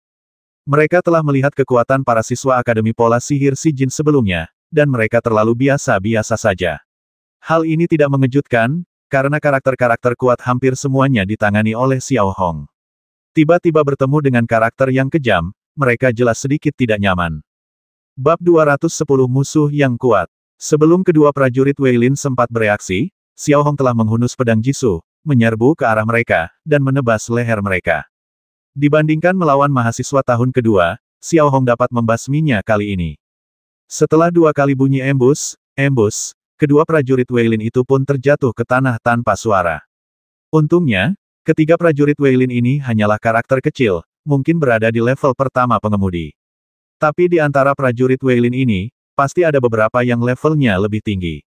Kita harus pergi ke utara dan meninggalkan area latihan lapangan, mungkin akan lebih aman, kata Xiao Hong kepada Mu Xier yang sedang memegang bola. Xier mengangguk pelan. Tentu saja, Mu Xier menuruti kata-kata Xiao Hong. Sementara itu, Bitu sedang duduk di ujung tempat tidur di villa kecil itu. Di layar kecil di depannya, tampak sudut pandang orang pertama para prajurit Weilin yang telah merekam pola-pola sihir. Melalui gambar-gambar itu, Bitu dapat melihat dengan jelas adegan prajurit Weilin membantai para pelajar dan adegan pertempuran mereka dengan pengawal Yeksun. Para penjaga pelatihan lapangan ini semuanya berasal dari kamp pelatihan lapangan dan merupakan anggota grup Hongbo. Meskipun efektivitas tempur mereka relatif kuat, masih terdapat kesenjangan tertentu dibandingkan dengan prajurit Weilin. Kali ini, 200 prajurit Weilin yang dikirim Bitu hampir semuanya berada di tingkat pengemudi, dipimpin oleh dua perwira di tingkat pengemudi, Heki dan Kiao Meng. Heki dan Kiao benar. Beginilah seharusnya kita memberitahu grup Hongbo bahwa Luo Xuening adalah orang yang sedang dipermasalahkan, kata Bitu dengan mata sedikit menyipit, lalu terbatuk dua kali sambil berbicara. Kecuali kenyataan bahwa Yuli masih terluka parah, kondisi fisik Bitu tampaknya sudah jauh lebih baik. Berikan perintah dan suruh tentara Weilin memblokir titik-titik kunci. Dalam waktu singkat, basmi semut-semut dari Akademi Pola Sihir Si Jin sebanyak mungkin. Bitu memberi perintah, raut wajahnya dipenuhi rasa dingin. Tuan, bukankah terlalu kejam melakukan ini, kata asisten pribadi Bitu, Boyang, lirih. Ia merasa agak enggan melihat kejadian itu. Boyang, lepaskan kelembutan hatimu. Dunia ini dikuasai serigala. Ingat, tidak ada keadilan mutlak di dunia ini. Keadilan yang disebut itu hanyalah gambaran yang diciptakan raja untuk dirinya sendiri. Ia melirik Boyang dan menjawab. Di sisi lain, suasana di ruang kendali utama Akademi Sihir Rune Si Jin menjadi sangat tegang. Menurut statistik, jumlah korban tewas siswa Akademi Sihir Rune Si Jin telah melebihi 40 orang saat itu. Ini merupakan korban yang sangat besar bagi Akademi Sihir Rune Si Jin. Tunggu saja setengah jam lagi, jawab Luo Xuening melirik Cai Sang. Reaksi Cai Sang saat ini relatif tenang, tetapi dahinya berkeringat dan ekspresinya serius. Namun, pada saat ini, ekspresi Luo Xuening dan yang lainnya tiba-tiba berubah, karena salah satu layar cahaya telah menangkap gambar Miao Chen yang sedang dikepung oleh beberapa tentara Weilin, dengan tubuh Puyi di sampingnya. Miao Chen, bagaimana mungkin Miao Chen muncul di sana? Melihat pemandangan ini, mata Cai Sang bergerak sedikit, dengan keraguan dan sedikit kewaspadaan di raut wajahnya. Seharusnya senior Miao Chen yang mengetahui pergerakan prajurit Weilin dan datang untuk membantu mereka. Cai Suang tiba-tiba tergagap. Tetapi Luo Xuening di samping dapat dengan jelas mengamati bahwa meskipun Cai Suang tetap tenang, dia dapat dengan jelas melihat sesuatu yang aneh di mata Cai Suang. Di mata Luo Xuening, jawaban Cai Suang sangat tidak dapat diandalkan. Bahkan sistem intelijen Luo Xuening pun tidak dapat memperoleh informasi akurat tentang Bitu. Bagaimana Miao Chen bisa mendapatkannya? Sekalipun Miao Chen maha kuasa, mengapa ia tidak segera melaporkan informasi itu ke sekolah, malah ia menempatkan dirinya dalam bahaya? Baru dapat berita agak konyol. Baru dapat berita, dia bisa langsung ke TKP dalam 10 menit, kecuali Miao Chen bisa bergerak cepat. Luo Xuening tahu sebelumnya bahwa ada dendam antara Miao Chen dan Xiao Hong, dan Cai Suang juga menyimpan dendam terhadap Xiao Hong. Tidak sulit bagi Luo Xuening untuk menduga bahwa kali ini Cai Suang dan Miao Chen kemungkinan besar sedang bekerja sama untuk menyingkirkan Xiao Hong. Lagi pula, keberadaan Xiao Hong sangat merugikan Miao Chen. Mengenai tentara Weilin, kemungkinan besar itu adalah masalah terpisah. Dengan analisis ini, Luo Xuening menyipitkan matanya sedikit dan mulai memikirkan rencana tanggapan dalam benaknya. Sementara itu, Xiao Hong di pegunungan masih berlari ke utara dengan putus asa bersama Musier. Menghadapi tentara Wei Lin, prinsip Xiao Hong tentu saja melindungi dirinya sendiri. Terlebih lagi, dari sudut pandang empati, jika tentara Wei Lin datang untuk membuat masalah, maka titik serangan utamanya adalah area latihan lapangan. Sama seperti memancing, Anda tentu harus memilih tempat berkumpulnya ikan. Sedangkan untuk lokasi lain, kemungkinan besar mereka akan diabaikan oleh musuh. Oleh karena itu, Xiao Hong tahu betul bahwa selama dia meninggalkan area pelatihan lapangan dan melarikan diri ke hutan batu kasan di utara, dia akan sepenuhnya aman. Setelah lebih dari 10 menit perjalanan cepat, Xiao Hong tahu betul bahwa hutan batu kasan sudah tak jauh lagi. Ia bahkan samar-samar bisa melihat pilar batu abu-abu tak beraturan menjulang tinggi di atas awan, di atas puncak-puncak pohon yang layu di kejauhan. Itulah batu paling ikonik di hutan batu kasan, Batu Tongtian, yang terbentuk oleh pelapukan geologis dalam jangka waktu lama. Melihat pemandangan ini, secercah rasa lega terpancar di wajah Xiao Hong. Cepatlah, kita akan segera keluar dari bahaya, kata Xiao Hong kepada Musier sambil memegang tangannya. Bola itu telah diletakkan di dalam ransel di belakangnya, hanya sedikit bagian kepalanya yang mencuat, agar mereka bisa bergerak maju dengan mudah. Suara mendesing. Tepat saat Xiao Hong selesai mengatakan ini, dia tiba-tiba mendengar suara gesekan udara yang keras di telinganya, dan dia tiba-tiba menyadari dari sudut matanya bahwa ada sedikit cahaya di pegunungan tidak jauh dari sana. Penemuan ini langsung membuat Xiao Hong waspada. Sesaat kemudian, ia meraih tangan Musier dan berhenti tiba-tiba. Kemudian ia melihat kilatan cahaya seperti kilat melintas di depan mereka dan mengenai batang pohon tebal di sisi kanan Xiao Hong, membuat lubang di batang pohon itu. Ada musuh. Bisik Xiao Hong kepada Musier, lalu dengan cepat mengarahkan tubuhnya ke arah datangnya sinar cahaya itu. Saat itu, Xiao Hong melihat dua orang perlahan keluar dari hutan lebat yang mati. Salah satunya mengenakan seragam perwira kerajaan Wei Lin. Ia tampak seperti letnan kolonel dengan janggut tipis di sudut mulutnya. Usianya awal 30-an. Ia adalah Heki, salah satu komandan garis depan operasi ini, dan kekuatannya adalah seorang pengemudi ahli tingkat pertama. Yang lainnya adalah ajudannya Zakaro, yang kekuatannya juga berada di level pengemudi tingkat kelima.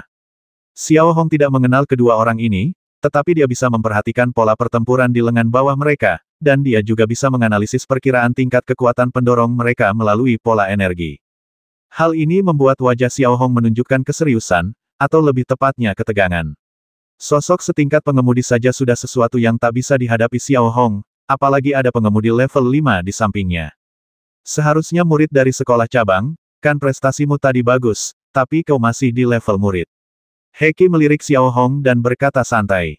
Wei Lin orang menyebalkan. Xiao Hong melirik Heki dan berkata, matanya mulai melirik ke sana kemari.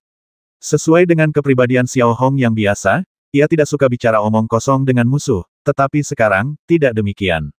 Penilaian kekuatannya dalam benaknya membuatnya sangat jelas bahwa begitu ia bertindak, dengan kekuatannya sendiri, hanya akan ada satu konsekuensi, yaitu kematian. Xiao Hong ingin menunda waktu melalui negosiasi dan mencari cara untuk melarikan diri. Namun, saat ini, Heki seolah telah melihat apa yang ada di pikiran Xiao Hong. Ia tak memberi Xiao Hong kesempatan bernapas. Dengan lambaian ringan lengannya, tiga bilah cahaya oranye merah melesat lurus ke arah Xiao Hong. Menghadapi pemandangan ini, Xiao Hong tak berani mengabaikannya. Ia meraung keras, lalu mengeluarkan gelombang suara yang kuat untuk mengimbangi bilah cahaya tersebut. Sesaat kemudian, dua bentuk energi pola pertempuran yang berbeda bertabrakan satu sama lain. Napas naga itu bercampur dengan partikel es berusia 10.000 tahun. Secara logika, kekuatannya pasti setara dengan kekuatan seorang penunggang kuda tingkat 4. Namun, ia langsung tertusuk oleh tiga bilah cahaya yang tak terlihat. Bilah-bilah energi itu hanya berhenti sejenak di dalam napas naga, dan sebagian kekuatannya terimbangi, membuat garis luarnya sedikit kabur. Melihat ketiga bilah cahaya itu masih menyerbu ke arahnya, Xiao Hong mengerutkan kening, lalu dia bergerak cepat dan menembakkan tiga bongkahan es seukuran telapak tangan ke arah ketiga bilah energi itu. Jepret, jepret, jepret. Setelah tiga suara renyah, es itu hancur satu demi satu, tetapi tiga bilah energi terus berbunyi bang bang bang dan saat berikutnya tiga bilah cahaya menghantam tubuh Xiao Hong. Meskipun dua serangan berturut-turut Xiao Hong telah mengimbangi banyak kekuatan bilah energi, Xiao Hong masih merasakan dampak yang kuat saat ini, yang langsung meledakkan Xiao Hong sejauh 4 atau 5 meter dan jatuh ke tanah. Peluru itu keluar, meninggalkan 3 bekas luka bakar. Untungnya, Xiao Hong memiliki baju zirah yang diberikan oleh akademi, jadi ia tidak terluka parah. Namun, tepat saat Xiao Hong pingsan, ekspresinya berubah lagi. Ia melihat sebilah pedang raksasa berwarna darah telah terbentuk di belakang Heki. Setelah meraih dan menggenggamnya, ia menebas langsung ke arah Xiao Hong. Pedang raksasa berwarna darah itu terus meluncur, dan memanjang tanpa batas. Menanggapi hal ini, Xiao Hong hanya bisa memaksa tubuhnya bergerak, menendang keras ke samping, dan berusaha sekuat tenaga menghindarinya. Ledakan. Saat berikutnya, setelah suara tumpul, sebuah retakan sepanjang 30 meter dan sedalam 1 meter muncul di tanah 1 meter jauhnya dari Xiao Hong. Lumayan, karakter setingkat pengemudi bisa menahan 2 seranganku, tapi lain kali aku harus mengerahkan seluruh kekuatanku. Heki melirik Xiao Hong yang tampak sedikit malu, lalu berkata lembut, dengan nada yang sedikit jenaka. Xiao Hong tidak menanggapi. Ia segera berdiri dari tanah dan menyeka darah dari sudut mulutnya. Pikirannya bekerja dengan cepat. Tidak diragukan lagi, jika ia bertarung sendirian, Xiao Hong bukanlah tandingan Heki tingkat master. Pada saat ini, Xiao Hong juga benar-benar merasakan kekuatan dahsyat tingkat master.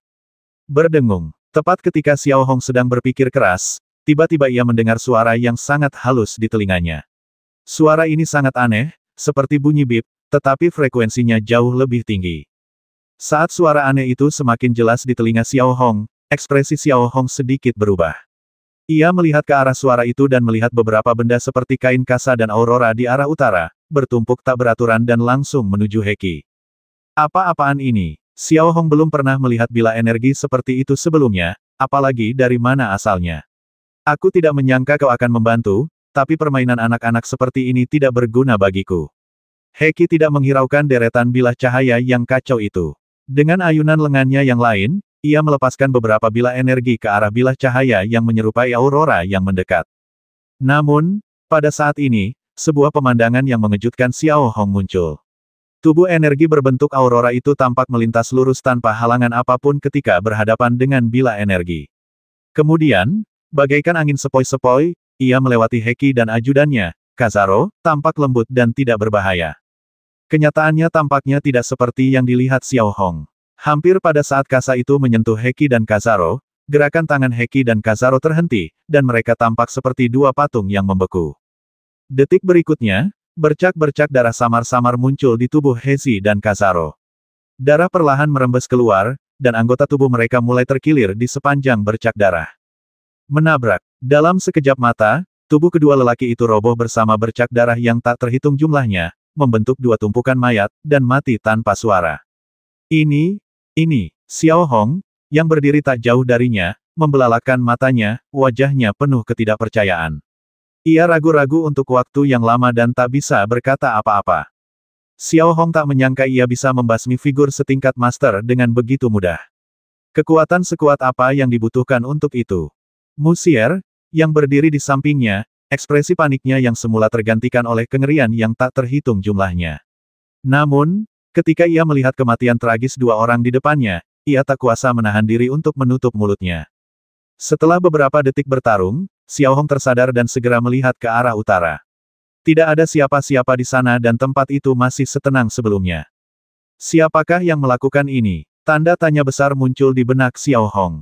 Teringat arah dari mana kasa tipis baru saja menyerang, Xiao Hong tiba-tiba mengalihkan pandangannya ke batu Tong Huitian.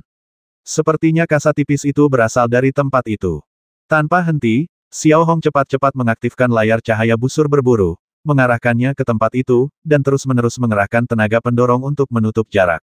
Desir. Tepat ketika Xiao Hong dapat melihat dengan jelas puncak batu Tongtian, wajahnya tiba-tiba memucat dan dia mundur sedikit. Bayangan hitam. Sebuah bayangan gelap berdiri di puncak batu Tongtian, seolah menatap Xiao Hong dalam diam. Dia benar-benar tidak meninggalkan kota Taiwu. Itu dia. Xiao Hong terkejut. Dia tidak mengerti mengapa bayangan hitam itu ingin menyelamatkannya dan mengapa dia tidak pernah muncul. Siapa dia? Tepat ketika Xiao Hong dipenuhi keraguan, dia melihat layar cahaya lagi dan menemukan bahwa bayangan hitam telah menghilang tanpa jejak. Kecepatannya luar biasa. Xiao Hong mendesah dalam hati.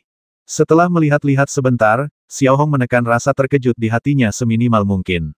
Ia tahu bahwa tidak disarankan untuk tinggal di sini terlalu lama. Sier, ayo kita pergi dari sini secepatnya, kata Xiao Hong kepada Musier. Namun, tepat ketika Xiao Hong hendak pergi, ia tiba-tiba berhenti dan melirik dua tumpukan mayat. Tunggu sebentar, kata Xiao Hong lembut, lalu berbalik cepat dan mulai mencari di antara potongan-potongan tubuh. Demi kecepatan, Xiao Hong tak peduli dan langsung mengambil kantong pola sihir milik kedua orang itu dan memasukkannya ke dalam ransel. Ia juga mengambil pola pertempuran yang berserakan di sekitar mayat-mayat dan melemparkannya ke dalam ransel. Pola pertempuran kusir tingkat master, ini semua merupakan hal baik bagi Xiao Hong. Musier, yang berdiri di samping, menyaksikan Xiao Hong mengacak-acak mayat seperti burung nasar. Alisnya berkerut dan bulu kuduknya berdiri. Bagi Musier, ini sungguh menjijikkan. Namun, dia dapat memahami tindakan Xiao Hong, karena dia memperkirakan mereka berdua pasti memiliki banyak hal baik. Beberapa detik kemudian, setelah Xiao Hong mengeluarkan semua barangnya dan melemparkannya ke dalam ranselnya, dia membawa Musier dan menuju ke utara. Setelah berlari liar selama sekitar 10 menit, mata Xiao Hong dan Musier tiba-tiba menjadi sunyi. Hanya ada bebatuan di sekitar mereka, dan tanaman-tanaman yang tersebar tumbuh di celah-celah bebatuan. Ini adalah hutan batu Kasan. Setelah berjalan cukup jauh di hutan batu, Xiao Hong dan Musier berhenti, terengah-engah. Kita hampir aman sekarang, Xiao Hong menelan ludah, bersandar di dinding batu, dan berkata dengan terengah-engah. Siapa orang yang baru saja menyelamatkan kita, tanya Musier. Ini juga yang paling ia pedulikan. Aku juga ingin tahu siapa dia, tapi aku benar-benar tidak tahu sekarang. Intinya, jangan ceritakan kejadian hari ini kepada orang lain, oke kalau tidak, akan mudah menimbulkan masalah yang tidak perlu, perintah Xiao Hong. Tentu saja aku tahu, jawab Musier. Setelah beristirahat beberapa menit, Xiao Hong dapat dengan jelas melihat Kitty Hawk raksasa melayang di atas tempat latihan. Sejumlah besar anggota Ksatria Templar telah dilepaskan dari kapal induk dan bergegas masuk ke hutan. Pertempuran tak terelakkan. Tentu saja, Xiao Hong tak lagi peduli. Ia duduk bersandar di dinding batu, membuka ranselnya, dan memeriksa isinya. Sebagian besar isinya berlumuran darah. Setelah diperiksa lebih teliti, ada beberapa pola penyimpanan emas di dalamnya, dan saya tidak tahu apakah pola-pola itu diberi nama dari waktu ke waktu. Lalu ada 2 kantong pola ajaib dan beberapa pola ajaib yang tersebar. Xiao Hong dapat melihat dengan jelas bahwa 2 di antaranya berada pada level master, dan sisanya berada pada level kelima pengemudi. Ini membuatnya kaya. Bahkan jika Xiao Hong tidak bisa menggunakannya sendiri, ia masih bisa menghasilkan uang dengan menjualnya. Melihat Xiao Hong yang tadinya berwajah serius, kini matanya berbinar-binar, Musier hanya bisa cemberut tak berdaya. Sedangkan Qiu, ia sudah tertidur dan dengkurannya samar-samar terdengar. Baiklah, sudah cukup, ayo pergi. Setelah membakar semua yang ada di dalam ransel yang dipastikan tidak berguna, Xiao Hong mengenakan ranselnya dan berkata kepada Musier. Kita mau pergi kemana, tanya Musier sambil mengikuti Xiao Hong. Ayo kita cari orang itu, lalu kita kembali setelah mereka selesai bertarung. Xiao Hong secara naluriah menarik tangan Musier dan menjawab. Kemudian Xiao Hong mengambil pola sihir peringatan ibu anak dan mulai berputar-putar di hutan batu bersama Musier.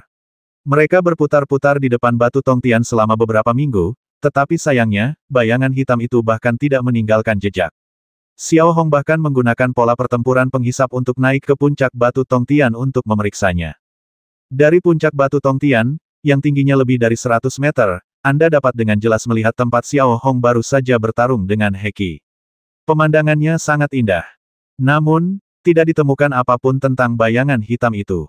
Pada saat yang sama, ketika Ksatria Templar tiba, prajurit Weilin mulai mengungsi secara langsung tanpa keterlibatan apapun sesuai dengan perjanjian sebelumnya.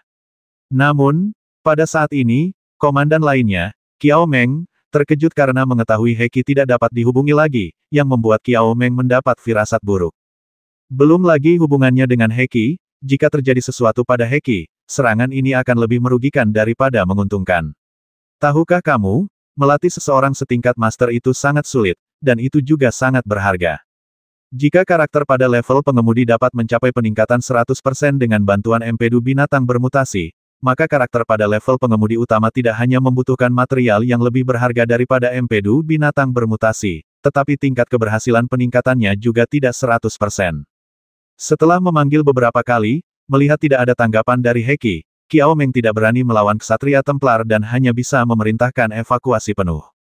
Luo Xuening, yang berada di ruang kendali utama, juga sedikit kesal saat ini. Ia memerintahkan pembasmian penuh dan pada saat yang sama, membawa kembali para siswa dari latihan lapangan. Latihan lapangan berakhir lebih awal, dan hasilnya akan dihitung berdasarkan jumlah pembasmian yang ada. Baru pada pukul 4 sore tentara Weilin dievakuasi dan pekerjaan pencarian dan penyelamatan mulai dijalankan secara penuh. Luo Xuening di ruang kendali utama memasang ekspresi yang sangat buruk. Laporan korban yang baru saja diserahkan menunjukkan 66 mahasiswa tahun pertama meninggal dunia dan 41 mahasiswa tahun kedua meninggal dunia. Ini jelas angka yang menyedihkan. Tidak dapat dipungkiri bahwa kali ini Bitu telah benar-benar memukul titik tersakit bagi Luo Xuening, hingga membuat Luo Xuening harus bersusah payah menghibur orang tua para murid, begitu juga Caisang dan seluruh murid. Jika Luo Xuening sampai terlibat dalam hal seperti itu, pasti akan sangat menguras tenaga Luo Xuening, membuatnya kelelahan dan tidak bisa melakukan hal lain. Namun, di tengah semua kabar buruk itu, ada satu kabar baik. Berdasarkan pencarian di lokasi yang dilakukan oleh Macao, jenazah Weilin, yang diduga sebagai pengemudi, telah ditemukan, tetapi barang-barang di tubuhnya tampak telah terbalik dan berpindah tempat. Tak lama kemudian, gambar-gambar tersebut dikirim ke ruang kendali utama. Dalam gambar-gambar tersebut, tubuh Hezi dan Kazaro telah hancur berkeping-keping, dan permukaan potongannya sangat halus, seolah-olah telah dipotong-potong oleh benda yang sangat tajam. Mampu menyebabkan tokoh tingkat master mati dengan cara yang mengerikan seperti itu jelas tidak datang dari lawan yang levelnya sama. Siapakah orangnya? Luo Xuening memiliki tanda tanya besar dalam benaknya, tetapi mampu membasmi pengemudi Weilin juga merupakan kabar baik di antara banyak kabar buruk. Pada saat yang sama, Xiao Hong di hutan batu kasan telah lama berhenti mencari keberadaan bayangan hitam itu. Xiao Hong tahu betul bahwa mencari bayangan hitam itu dengan kekuatannya sendiri terlalu sulit, dan kalaupun ia menemukannya, apa gunanya? Kalau suasana hati mereka sedang baik, mereka tidak akan berdebat denganmu. Tapi kalau suasana hati mereka sedang buruk, kamu mungkin langsung terbasmi. Dengan pemikiran ini, Xiao Hong berhenti mencari dan malah membuat api unggun bersama Musier di tempat yang teduh dan tenang.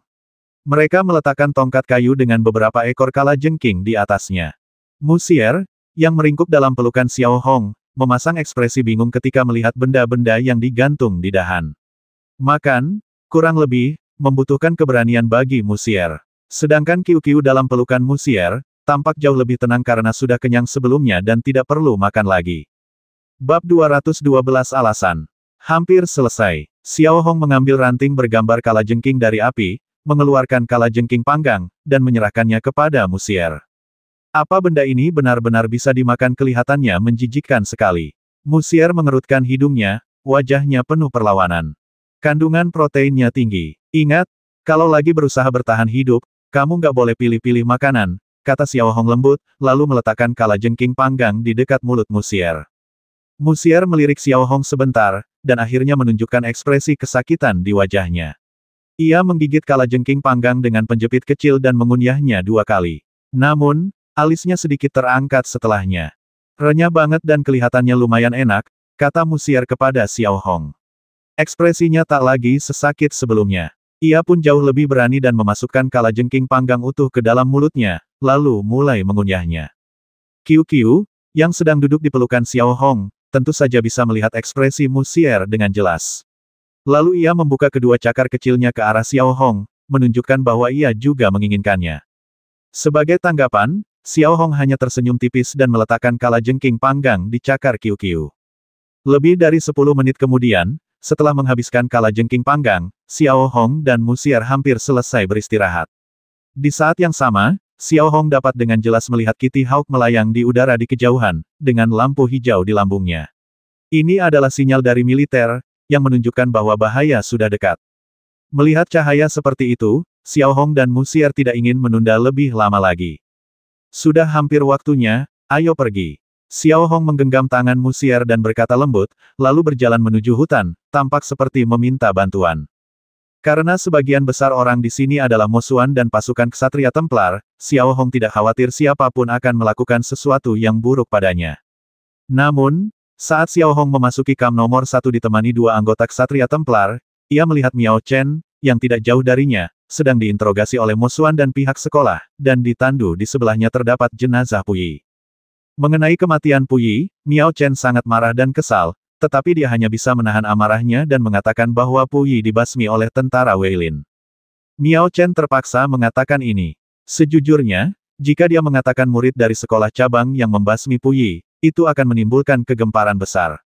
Akan ada banyak pertanyaan, seperti mengapa murid dari sekolah cabang membasmi Pu Yi, apa tujuanmu sebenarnya masuk, bagaimana kamu bisa masuk. Tentu saja, Miao Chen bisa mengabaikan semua ini, tetapi yang paling ditakutkan Miao Chen adalah konfrontasi langsung dengan Xiao Hong. Lagi pula, ia merasa sangat tidak aman. Melihat Xiao Hong lewat, mata Miao Chen hampir menyemburkan api, tetapi ia tak berdaya. Ia tak bisa begitu saja bertindak di depan Mo Xuan dan para ksatria Templar, kan? Di sisi lain, Xiao Hong yang masih mengenakan masker dan kacamata coklat juga memasang ekspresi buruk di wajahnya saat melihat Miao Chen. Melihat murid-murid kelas 2 lainnya, ketika melihat Xiao Hong, mereka hampir secara naluriah memberi jalan, bahkan tak berani bernapas. Mereka sangat jelas tentang apa yang baru saja dilakukan Xiao Hong. Setelah tinggal di perkemahan nomor 1 hanya selama belasan menit, Xiao Hong, Musier, dan siswa lainnya dibawa dengan truk pola ajaib kembali ke Akademi Pola Ajaib Sijin. Diumumkan pula bahwa latihan lapangan ini telah selesai sepenuhnya dan tidak ada gunanya lagi untuk melanjutkan kompetisi. Setelah kembali ke Akademi Pola Sihir Sijin, Xiao Hong, Musier dan siswa lainnya, sesuai aturan, berdiri di taman bermain utama satu demi satu. Biasanya, Caisang akan memberikan pidato panjang pada saat ini, tetapi kali ini, karena banyaknya kejadian tak terduga, termasuk yang dialami oleh seorang siswa dari sekolah cabang, Miao Chen, dan kerajaan Weilin, pidato Caisang hanya berlangsung beberapa menit. Tujuan utamanya adalah untuk menghibur para siswa, mengajari mereka agar kuat, dan memastikan bahwa para siswa yang meninggal akan menerima kompensasi dari kerajaan Singer. Pada saat yang sama, peringkat akhir juga dirilis. Berdasarkan perhitungan bahwa seorang mahasiswa baru akan mendapatkan 2 poin jika membasmi 1 orang, peringkat Xiao Hong sangat tinggi, benar-benar yang pertama. Ironisnya, ketika jumlah pembasmian Musier digandakan, hasilnya sama persis dengan Sue Jingyi. Namun, berdasarkan prinsip memprioritaskan mahasiswa tahun pertama, Musier berada di peringkat kedua. Sue Jingyi sangat marah ketika melihat pemandangan ini, tetapi dia tidak bisa berbuat apa-apa. Adapun siswa lain dari Akademi Pola Sihir Sijin, mereka bahkan lebih geram, dan rasa iri, cemburu, dan benci membuncah di hati mereka. Seorang siswa dari sekolah cabang mendapat juara pertama, dan mereka harus menerimanya, tetapi Musier, seorang gadis yang tampaknya tidak memiliki keterampilan di hari kerja, justru mendapat juara kedua. Ini agak tidak masuk akal. Ekspresi beberapa gadis yang pernah mengejek Musier terus berubah. Mereka hanya bisa mendesah diam-diam, beruntung sekali dia, itu saja. Bisa dibilang, baik Caisang maupun Luo Xuening tidak ingin lagi membahas urusan kerajaan Weilin atau korban di Akademi Rune Sihir Sijin, terutama kali ini, ketika seorang siswa dari sekolah cabang benar-benar meraih juara pertama. Oleh karena itu, pertemuan singkat setelah latihan lapangan berlangsung sangat sederhana dan diakhiri dengan cara yang secepat mungkin. Setelah pidato kepala sekolah, penghargaan diberikan.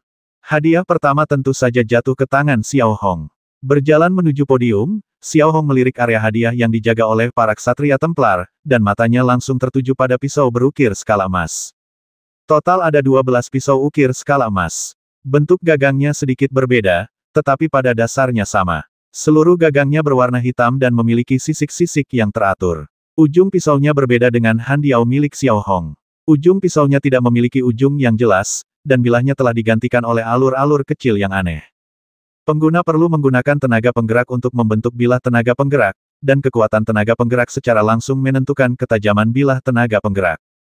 Seluruh rangkaian pisau ukir ini dibuat oleh Bo An, seorang pembuat instrumen ternama di ibu kota Kekaisaran Futan. Proses pembuatannya memakan waktu 3 tahun, dan bahan-bahan yang digunakan juga sangat berharga. Bagian utamanya terbuat dari emas skala dingin, bahan yang sangat langka. Pola rumit di antara sisik-sisiknya juga terbuat dari emas skala dingin. Pengerjaannya sangat halus. Ini benar-benar tidak ada bandingannya dengan menahan penyesuaian.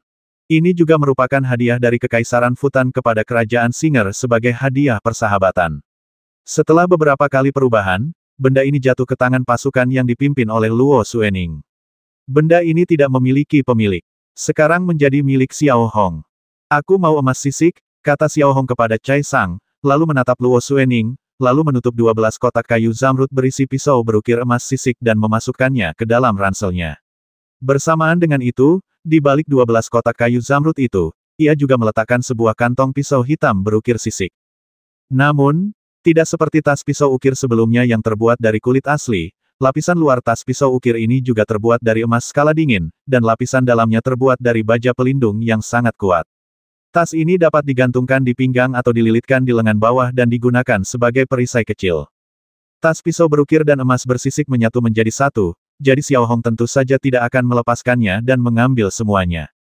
Chai Sang, yang berdiri di samping, sebenarnya ingin sekali menahan Xiao Hong dan bertanya siapa orang yang membuatnya mudah ditemukan ini. Namun, Luo Xuening dan Cheng Xiaoyong ada di sana, jadi sangat merepotkan baginya untuk menanyakan hal-hal ini, kalau tidak, Cheng Xiaoyong pasti akan marah besar. Terlebih lagi, grup kolon terlibat dalam hal ini, jadi ia hanya bisa memasang senyum munafik dan menyemangati Xiao Hong. Perasaan begitu dekat namun tak bisa berbuat apa-apa ini membuat Chai Sang merasa sangat bersalah. Xiao Hong tidak melawan terlalu keras. Ia membungkuk sedikit dan pergi dengan sikap yang terkesan hormat. Orang berikutnya yang menerima hadiah adalah Musier. Hadiah lainnya adalah kantong empedu binatang mutan berkualitas tinggi alami, kualifikasi siswa khusus, dan 500 koin emas. Soal kualifikasi hak kelahiran khusus, Musier sudah memilikinya, dan ia tidak kekurangan uang. Namun, ia sangat tertarik dengan empedu binatang mutan berkualitas tinggi ini. Tahukah Anda, ini jelas merupakan sesuatu yang diimpikan oleh seorang murid.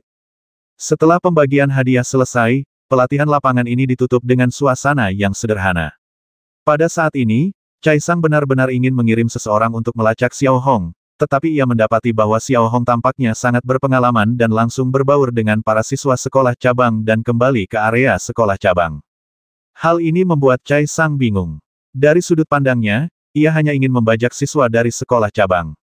Secara logika, ia tidak akan menyebabkan kerugian berarti bagi siswa sekolah cabang manapun. Namun, melihat penampilan Xiao Hong, ia tampak sangat waspada.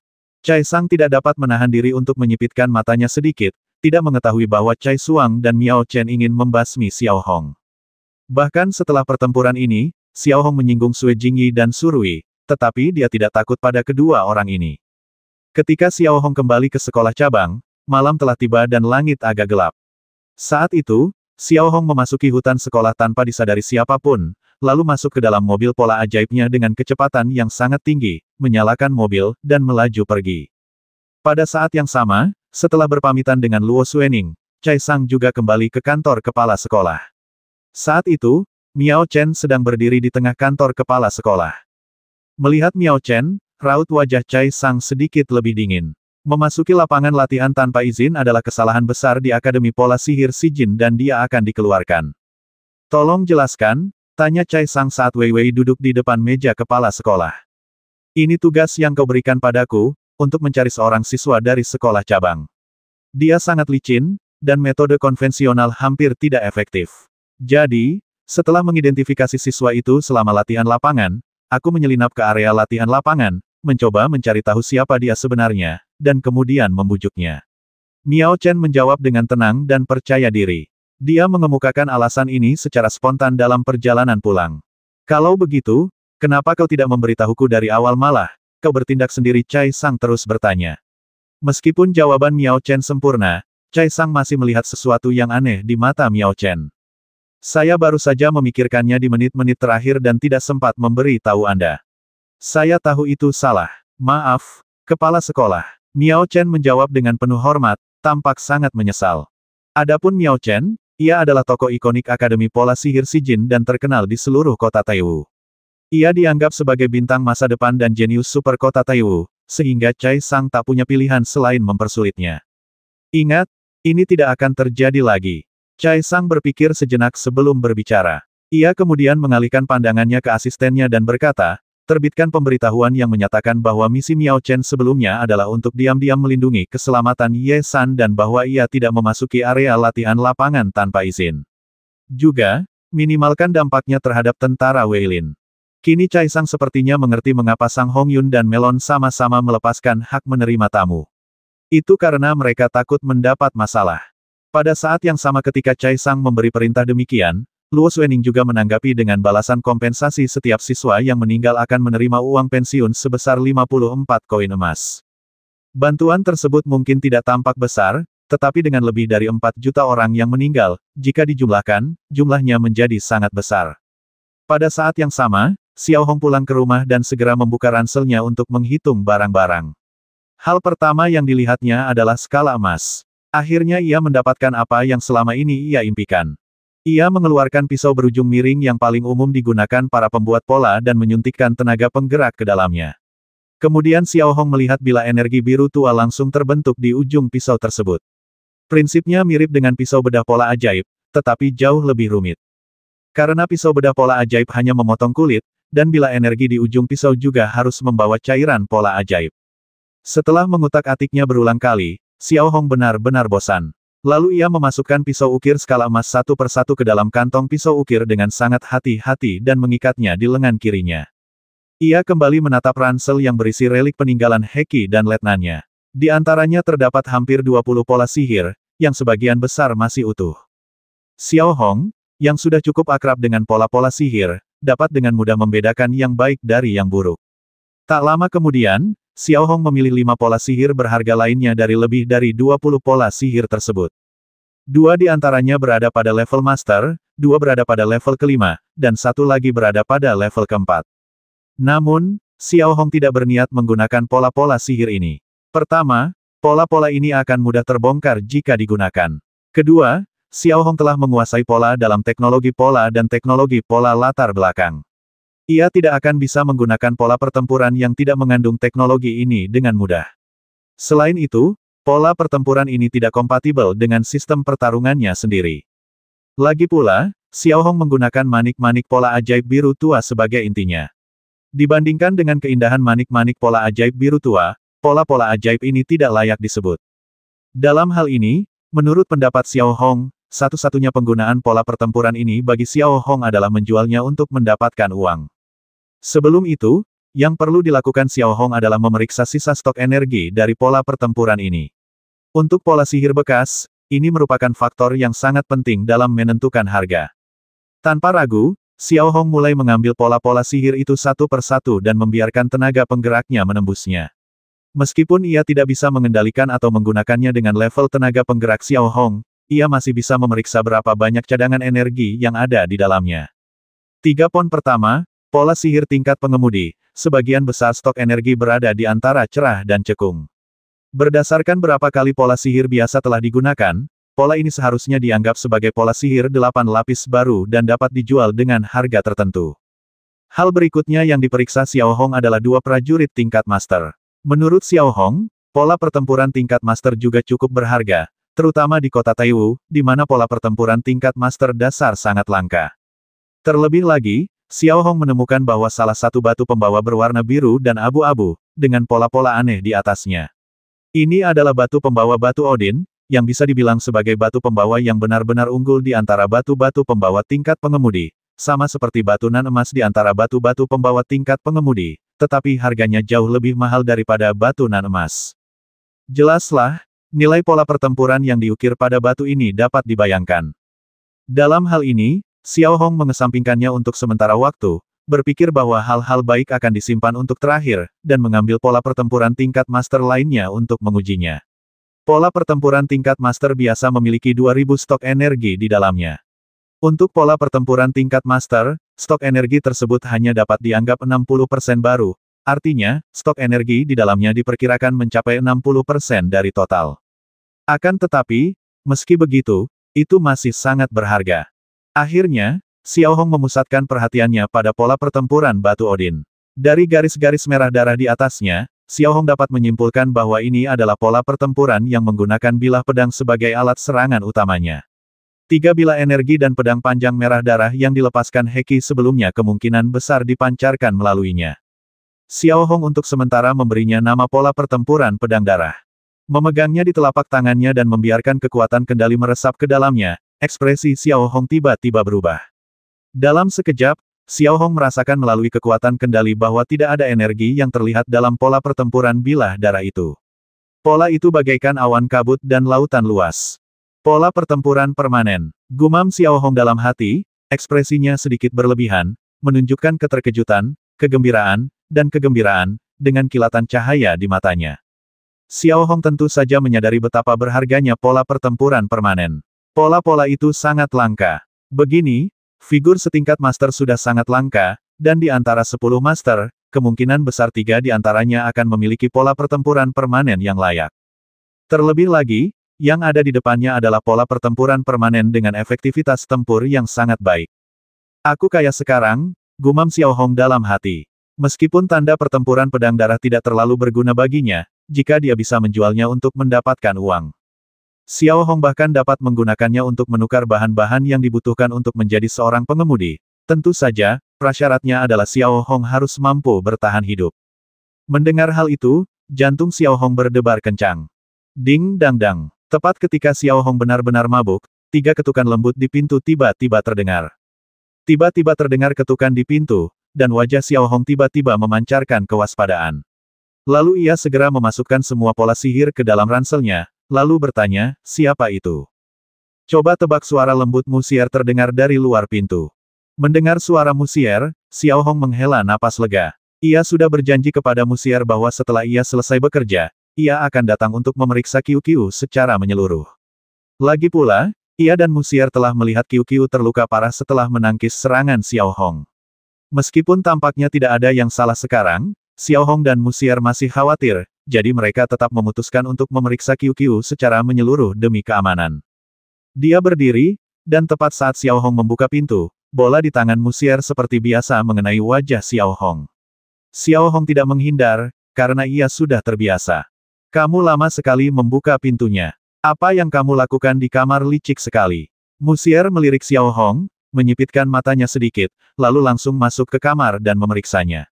Aku tidak melakukan apa-apa. Kau tahu, bukankah aku sudah mengambil begitu banyak pola pertempuran memalukan? Xiao Hong berusaha keras menarik bola dari wajahnya dan memegangnya. Jadi begitu ya, bagaimana apa yang kau dapatkan, tanya Musier dengan tatapan misterius. Di hadapan Xiao Hong, Musier benar-benar tampak tidak tertekan sama sekali. Aku kaya sekarang, bisik Xiao Hong di telinga Musier sambil tersenyum. Setelah itu, Xiao Hong mengobrol sebentar dengan Musier, lalu membawa Qiu ke ruang samping. Sebagian besar peralatan yang menumpuk di sana tidak berguna. Kini setelah Dahong Mei Zixing terus bertransformasi sepenuhnya menjadi industri kecantikan, peralatan uji perawatan yang paling awal telah dibuang ke gudang dan pada dasarnya tidak terpakai. Setelah menyeret alat uji, yang tingginya lebih dari 1 orang, keluar dari kekacauan, Xiao Hong memberi isyarat untuk meletakkan bola di atasnya. Namun, Qiu jelas tidak suka berlama-lama di atas nampan kecil. Kurang dari 10 detik setelah diletakkan di atasnya, ia langsung berenang ke pelukan Xiao Hong. Sebagai tanggapan, Xiao Hong hanya mengangkat bola itu, menatapnya dan berkata, tetap di sana, jangan bergerak. Setelah berkata demikian, Xiao Hong menaruh bola itu lagi ke atas nampan.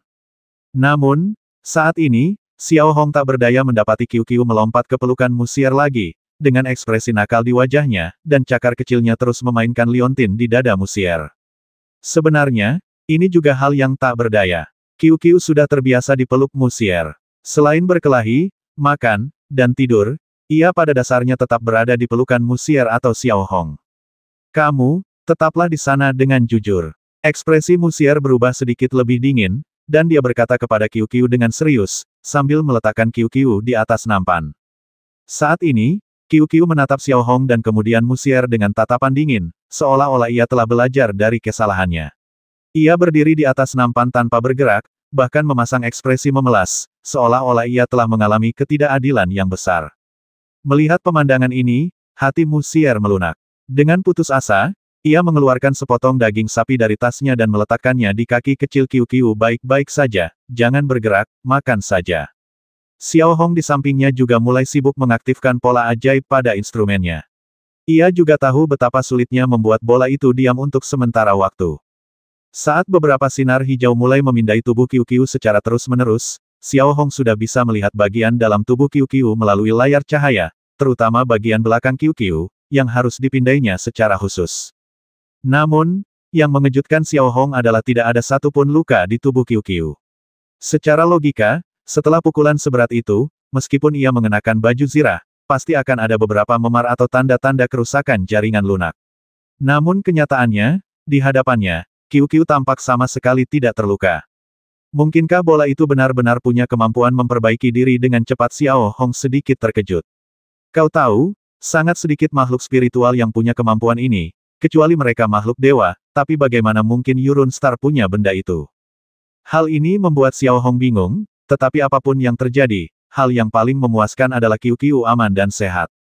Bagaimana, apa ada yang salah dengan bolanya? 5 menit kemudian, Musier bertanya dengan khawatir. Tidak apa-apa, aku tidak terluka sama sekali, jawab Xiao Hong. Mendengar ini, Musier akhirnya rileks dan dengan lembut memeluk Qiu Qiu. Ia tak menyadari betapa anehnya Qiu Qiu bisa tetap sehat setelah menerima pukulan seberat itu dengan kendali yang begitu lemah. Bab 214 Syarat menjadi Master Mengemudi. Setelah itu, Xiao Hong dan Musier mengobrol beberapa menit lagi dan makan sesuatu di jalan sebelum dengan enggan berpisah. Ketika Xiao Hong pulang ke rumah, dia melihat Lile dan yang lainnya telah menutup toko mereka dan sedang duduk bersama makan malam, berbincang dan tertawa. Sepertinya dia sedang mengolok-olok Lile dan Fang Ting dalam kata-katanya. Melihat Xiao Hong berjalan masuk dari pintu belakang, suara percakapan menjadi lebih pelan. Kak Hong, kami pikir kau tidak akan kembali. Linzi tersenyum dan mulai bercanda dengan Xiao Hong. Kalau aku tidak kembali, kemana aku harus pergi? Xiao Hong mencari tempat duduk dan menuangkan secangkir teh untuk dirinya sendiri.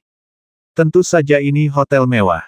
Hei, Saudara Hong, tahukah kamu bahwa sebuah hotel bintang 6 super baru saja dibuka di distrik Baihan? Maukah kamu mengajak Musier dan aku akan mengajak Fang Ting untuk melihat-lihat ke sana suatu hari nanti? Lile sedikit mencondongkan tubuh ke arah Xiao Hong, dengan ekspresi aneh di wajahnya.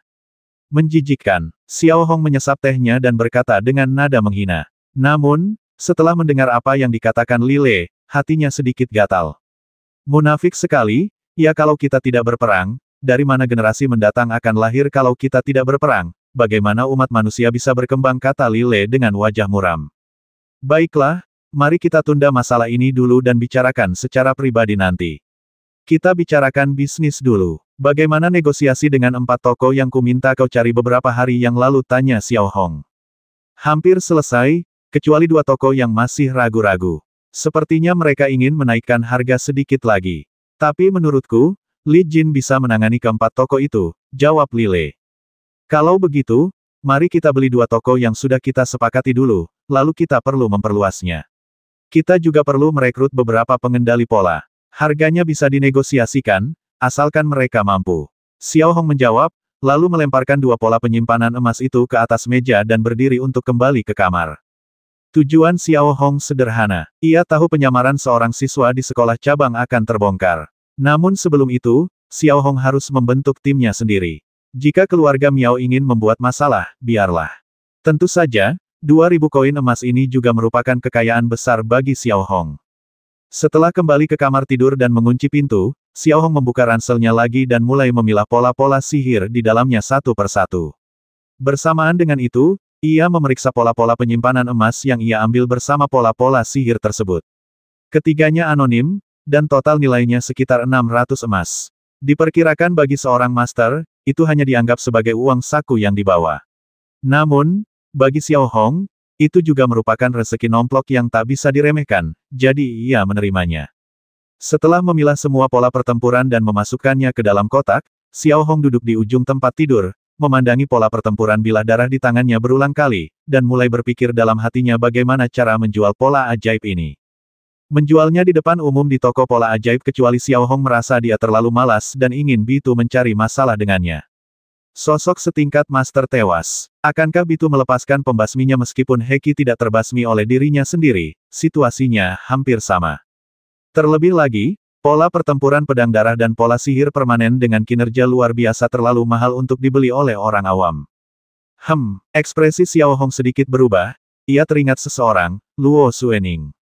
Ia seorang militer, pastilah ia sangat membutuhkan pola sihir, dan yang lebih penting, ia pasti mampu membayar harganya. Dan yang dibutuhkan Xiao Hong adalah syarat untuk menjadi pengemudi ahli. Xiao Hong sangat jelas tentang persyaratan untuk menjadi master driver. Persyaratannya jauh lebih sulit daripada menjadi driver. Ada 3 persyaratan utama. Pertama, empedu binatang mutan level 5 ke atas. Kedua, lemak binatang kosmik. Dan ketiga, api kuno. Binatang kosmik yang disebut-sebut adalah nama resmi dari binatang suci tersebut. Ia dapat melakukan perjalanan bolak-balik antara planet dan alam semesta. Ia kuat dan langka. Jika lemaknya dioleskan pada kulit, daya dorong dalam tubuhnya dapat dilepaskan sepenuhnya dalam waktu singkat, menembus penghalang tubuh. Kemudian, dikombinasikan dengan pola ajaib yang terbuat dari kantong empedu binatang mutan dan api abadi, daya dorong tersebut dapat diredam untuk mencapai perubahan kualitatif. Yang disebut api abadi, secara sederhana, adalah lava yang telah mengalir di bawah tanah selama ribuan tahun, dan magma yang meletus dari gunung berapi itulah yang dimaksud. Tentu saja, proses tempering sangat berbahaya. Tanpa armor berpola sihir yang memadai, mudah untuk gagal meredam kekuatan dan membakar tubuh terlebih dahulu. Lagi pula, tingkat keberhasilannya tidak 100% dan mengancam jiwa. Tidak banyak orang di Yurun Star yang dapat mengumpulkan semua bahan ini, dan ada kemungkinan gagal, jadi sangat sedikit orang di Yurun Star yang benar-benar dapat menjadi pengemudi ulung. Di kota Taiwu, ada puluhan juta orang, tetapi hanya 4 dari mereka yang bisa menjadi ahli mengemudi. Bayangkan kemungkinannya.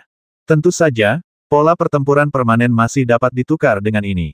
Meskipun Xiao Hong masih belum tahu apakah dia bisa tetap menikah sampai suatu hari dia menjadi pengemudi, dia tetap memutuskan untuk mencoba mendapatkan bahan-bahan yang diperlukan.